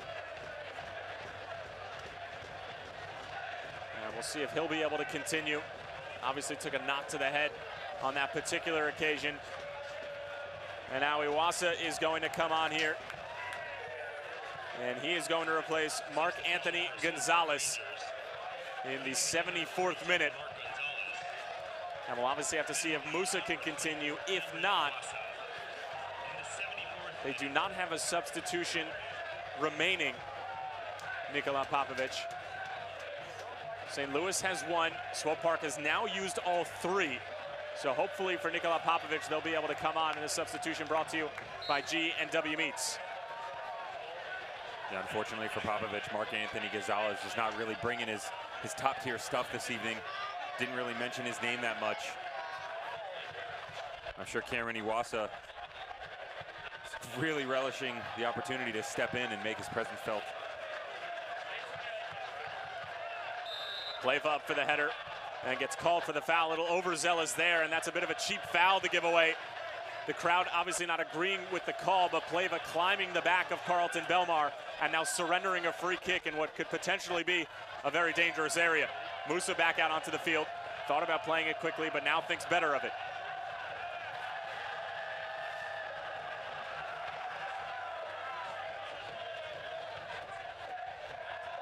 Maloto. Out for Pasher. Puts the brakes on. Now Musa once more. A little more than 15 minutes remaining. Still nothing separating these two Missouri sides. Howe has a tough time with it.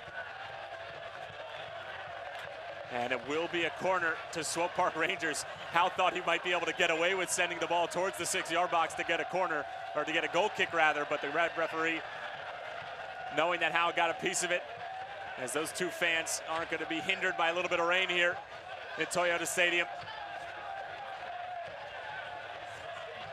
Hernandez. Falling for Duke. Oh, what a strike.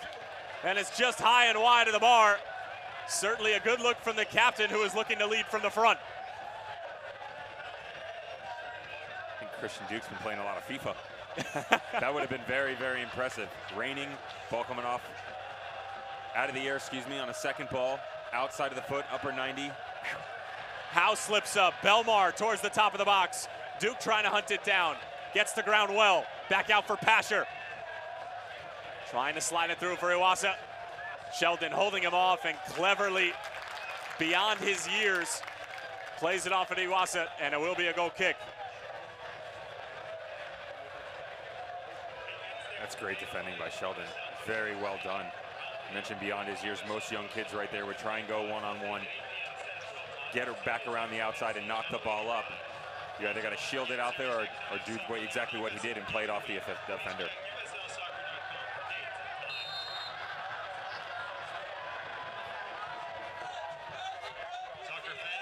Soccer fans, Nike is an official sponsor of the USL. For more information, visit NikeSoccer.com.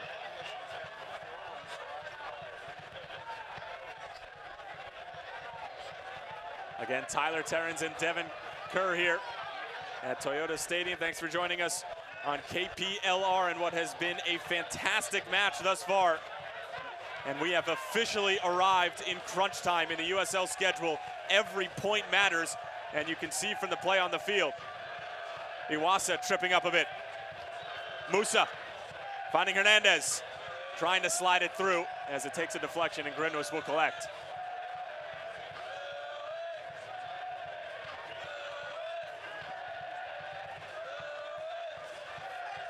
Sebastian Delgard getting his first touch. Muscled off the ball. Could be a costly turnover. Belmar looking to get around Delgard. Christian Duke. Solid challenge there from Octavio Guzman.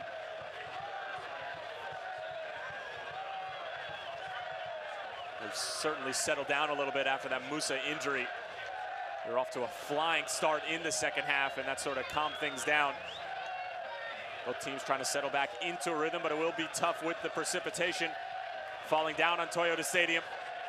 As we've seen a couple of players early on trip as Ryan Howe slipped over on the far side of the field here in Fenton, and it almost cost them dearly. Yeah, the elements are definitely taking their toll on the match right now.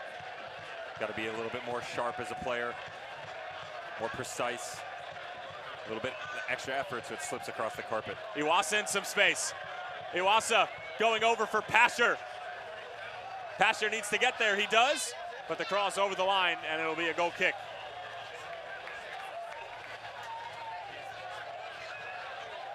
Fans, the USL is one of the most prominent second division professional leagues in the world, featuring some of the game's top talent and rising stars. Stay up to date with all the latest league news and information by visiting USLsoccer.com and follow them on Twitter at USL.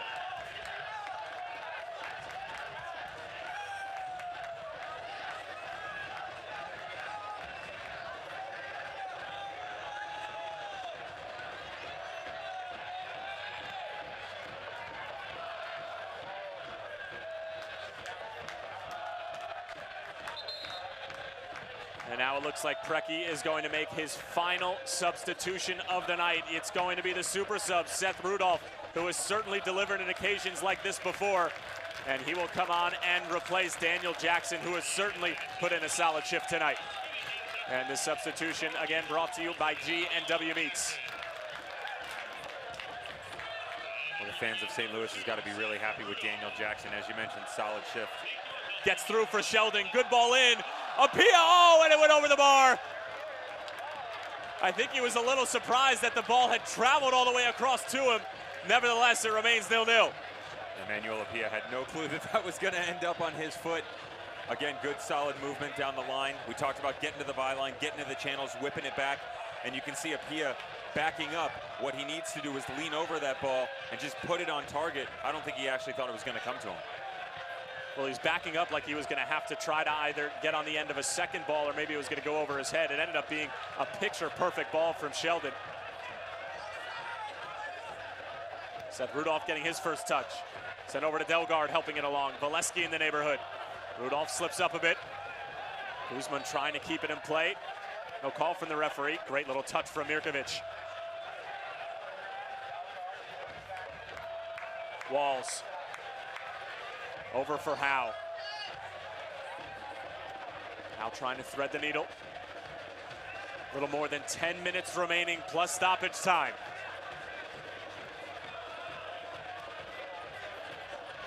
Ahead for Sheldon once more. Great ball forward. Sheldon across the box. Apia was lining up the bicycle kick. Headed away by Belmar. Guzman bringing it down. Thought about the shot. Now goes out wide for the substitution, Rudolph. Seth Rudolph bullying Pasher off the ball. Rudolph, back post for Valesky, the header just wide. And it will be a goal kick. You can see Christian Valesky saying, Seth, great job, making his impact felt immediately. I really like what Preki has done here tactically. So to start off again, we had Guzman out on the right-hand side. You had Apia on the left, and both of them were cutting in and out. Since the Ali Hadjit sub, Guzman has now moved into the interior of the field. He's running things in the middle with Mirkovic. You've seen Seth Rudolph step into the outside, and with the absence of Jackson, he's really done a good job with that pace getting up and down the line. Delgard sends it over for Valesky, very pacey, forces the ball out of bounds, and Valesky having a word with Sebastian Delgard as to where he wants the ball next time around. Guzman Whips in another superb ball. Delgard waiting for it. Howe around the defender, lining up the shots, stuffed by Belmar. Falls for Rudolph once more. Out wide for Sheldon, who's certainly been busy on this right flank. Sheldon taking on Iwasa, through for Rudolph. Seth Rudolph across, blocked in front by Pasher, as Sheldon was trying to keep it in the neighborhood. And that ball will spin out of bounds, and it will be a corner, but the pressure being applied here by St. Louis FC, and the St. Louligans can smell blood in the water. You got to wonder when this pressure cooker is going to pop. They're pushing. I mean, it's been impressive. And I think the biggest thing, we just talked about it a second ago, is tactically. Preki has been much more of the tactician. I think he's got the best of Popovich so far. He's moved the right pieces into place, but now they got to finish it off. Well, they certainly enjoy themselves here at Toyota Stadium, and what has not to been enjoy about these 82 minutes so far.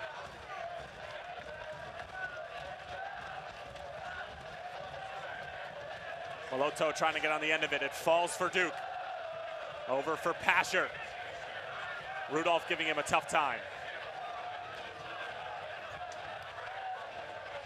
Clever ball through, but read perfectly by Matt Sheldon, who stepped over nicely to cover for Rudolph.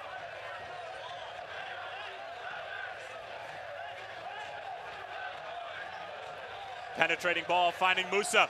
Musa has his pass cut out by Mirkovic. And with a cool head, plays it out to Pleva. Stepping forward was Doyle. And they'll see it run out of bounds for another goal kick.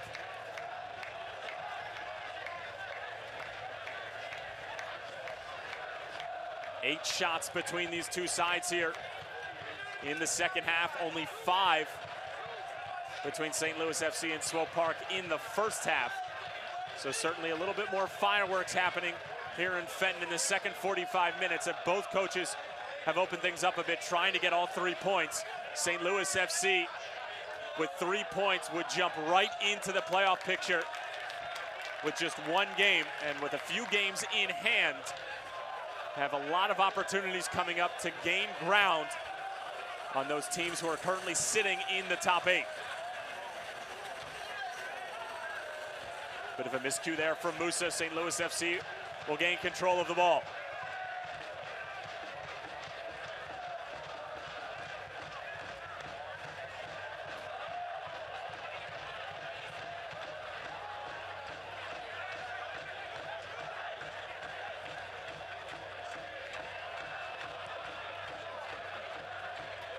Pleva sends a prayer towards the other side, nodded away by Jidic. Walls, hoping for Valesky.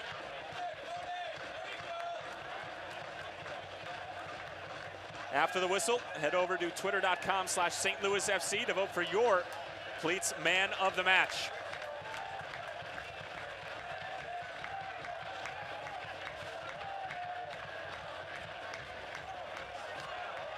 Could be trouble here from Grinwis.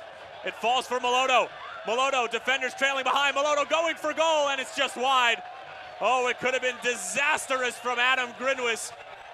His team has fought so hard all night long, and it could have just all gone up in flames in a matter of seconds. We've had to call his name twice tonight for some terrible decisions, both of which could have been extremely costly for his team. Very, very lucky for Adam Grinwis. Now his team moving quickly the other way. Rudolph. And a good sliding challenge there from Tyler Pasher.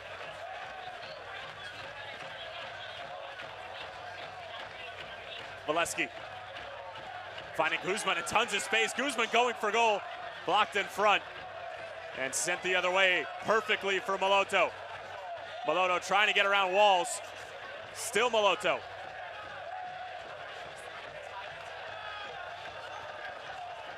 Chipping it forward, hoping for Belmar. Walls tracks back nicely.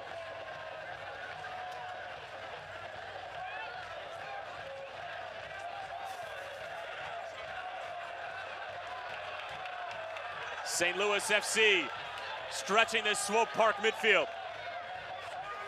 Apia, can he be the hero again? Emmanuel Appiah for the overlapping Howe. Sends it across. And again, cut out by a stingy Swope Park back line. Doyle and Jidic have certainly done their part tonight to keep it 0-0. And don't look now, I think Emmanuel Appiah just did his hamstring. That is going to be a rough loss in the closing moments of this game if that is what happened. Hopefully not. You could see him reach for it on that move he just pulled. Mirkovic along for Delgard. Appiah okay for the moment. Sebastian Delgard around one defender. Then stood up by Doyle.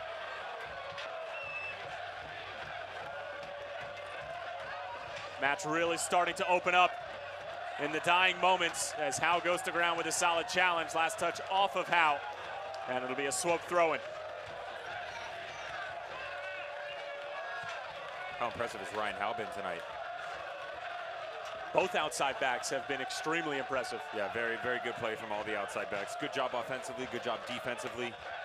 You can see him working both sides of the field. I'm extremely impressed by St. Louis and the attitude and the tacticalness that they brought to the field tonight. Very nice. Still with some work to do. Moloto, couple of neat touches to spring himself free. Over for Iwasa. Through for Pasher. And how good of a sliding challenge is that from Seth Rudolph, the substitute? See St. Louis stepping in at the end of the game here, doing everything they can to hang on.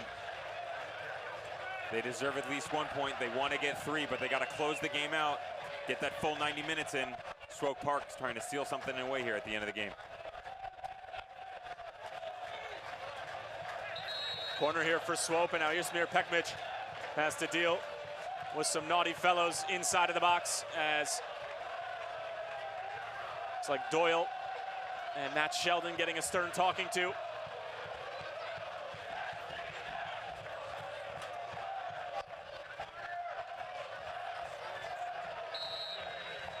Big opportunity for Swope from the set piece. Into the 90th minute we go. It's a good ball in. Grin was off of his line, fumbled it again, but able to pick it up this time.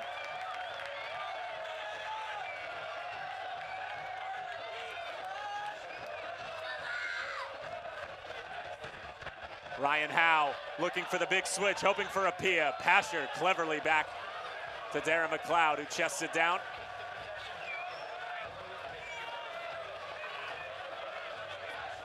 So if Adam Grinwis can make it through the full 90 minutes without making one more mistake, it will be absolutely amazing.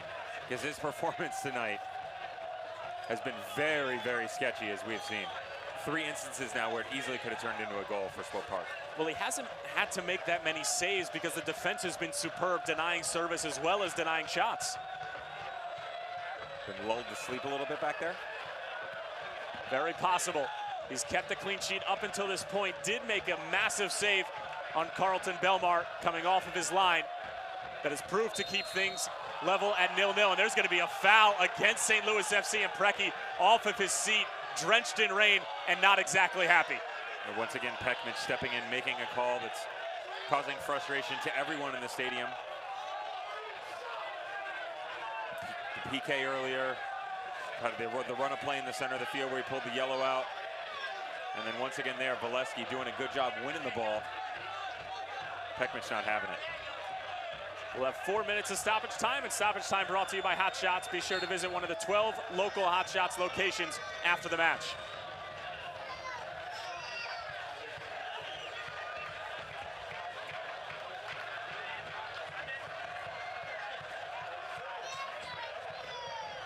Approaching the 92nd minute of play, just 3 more to be played. Do we have a winner in store, or will nothing be able to separate these two Missouri sides? St. Louis has certainly been knocking on the door. Swope have had their chances as well.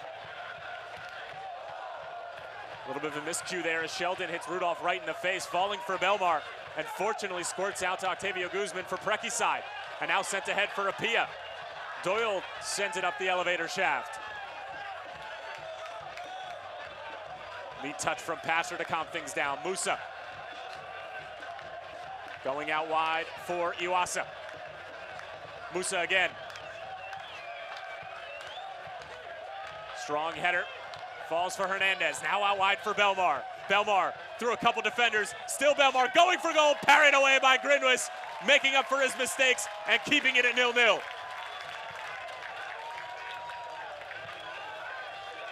And that is exactly why right there, Devala Goric is sitting on the bench, because Adam Grinwis, though he has had some struggles this evening, to step up and make a save like that in the closing moments, throughout the temperature, throughout the elements, what a phenomenal save, and that is a true professional right there.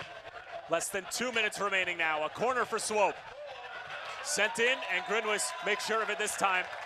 However, surrenders another corner to the visitors.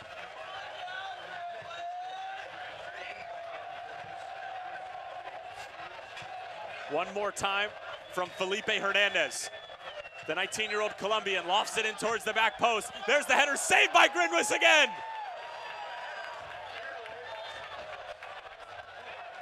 I think Grinwis got his Thermart out there. Gonna say thank you to the woodwork for that save.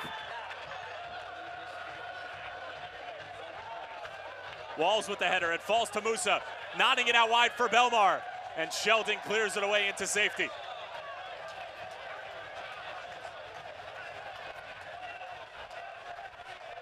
We'll take one more look. I believe that shot actually hit the post.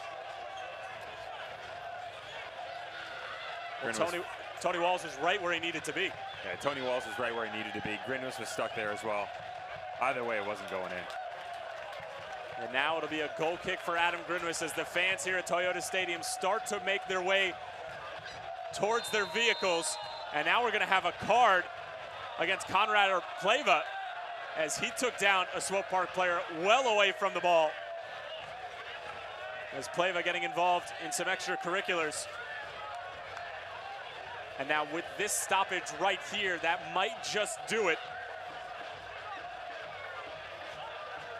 As this Grinwick goal kick might be the last play of the game. So Pleva being shown mustard here in the 94th minute. Perhaps the referee will allow for one more attacking play.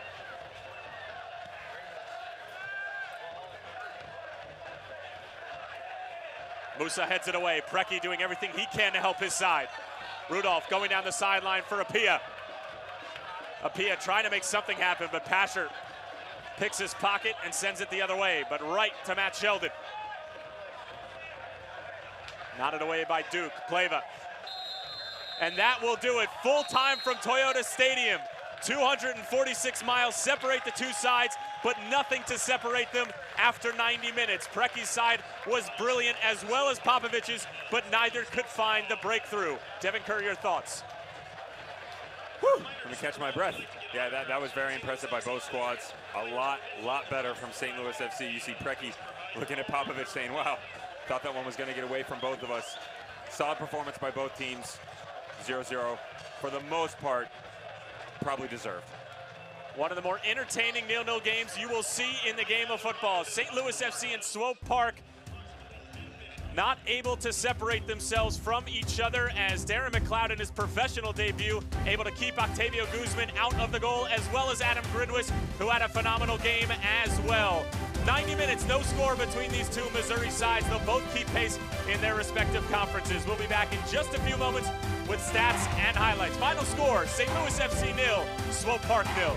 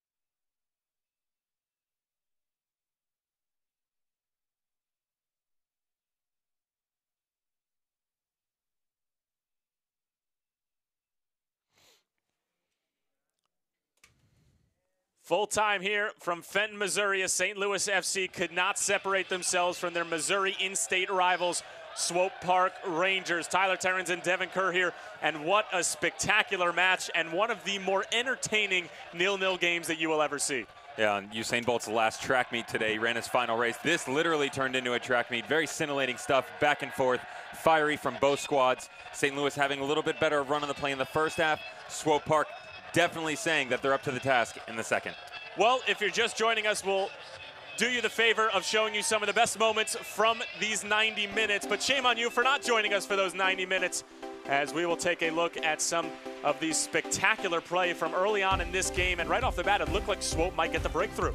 I think it was the theme throughout most of the game on the defensive side of the ball that St. Louis was actually going to make the mistakes on their own because Swope wasn't able to break down that back line. You can see their center back stepping up here, trying to have a go from 25 yards. Colton Storm stepping up from 30 yards. Their center midfield from 40. Not really anything difficult for Grinwis, though.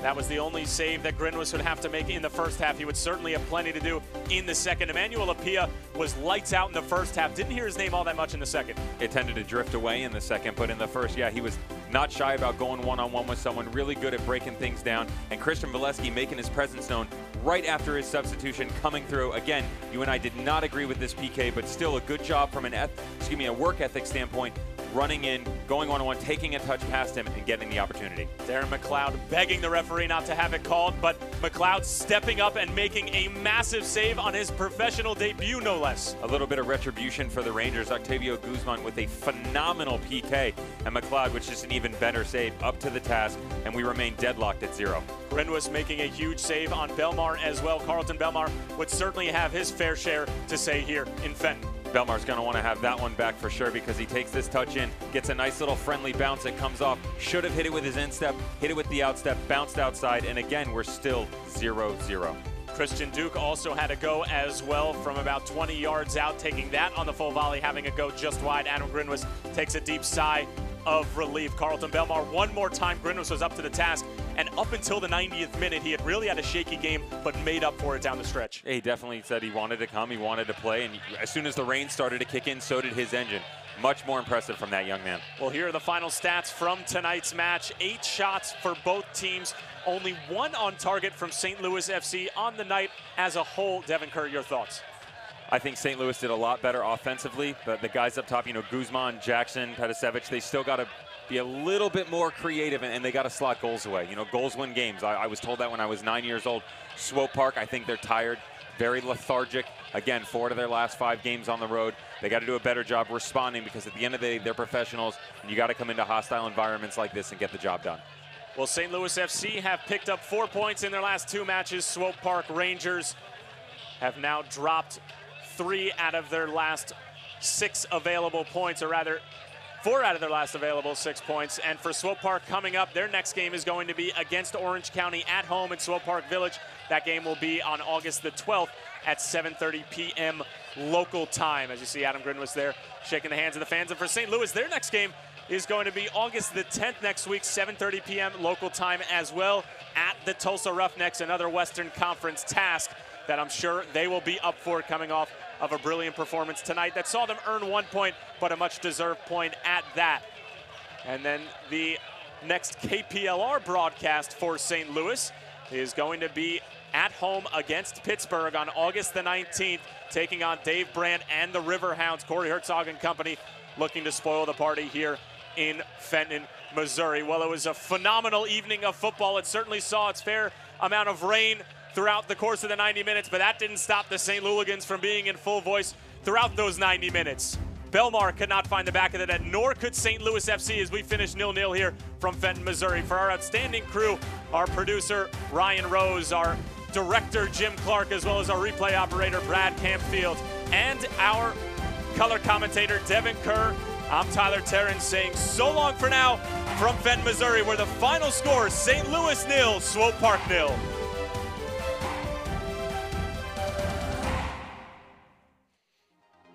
This copyrighted telecast of the United Soccer League may not be retransmitted, rebroadcast, or reproduced without the express written consent from the United Soccer League.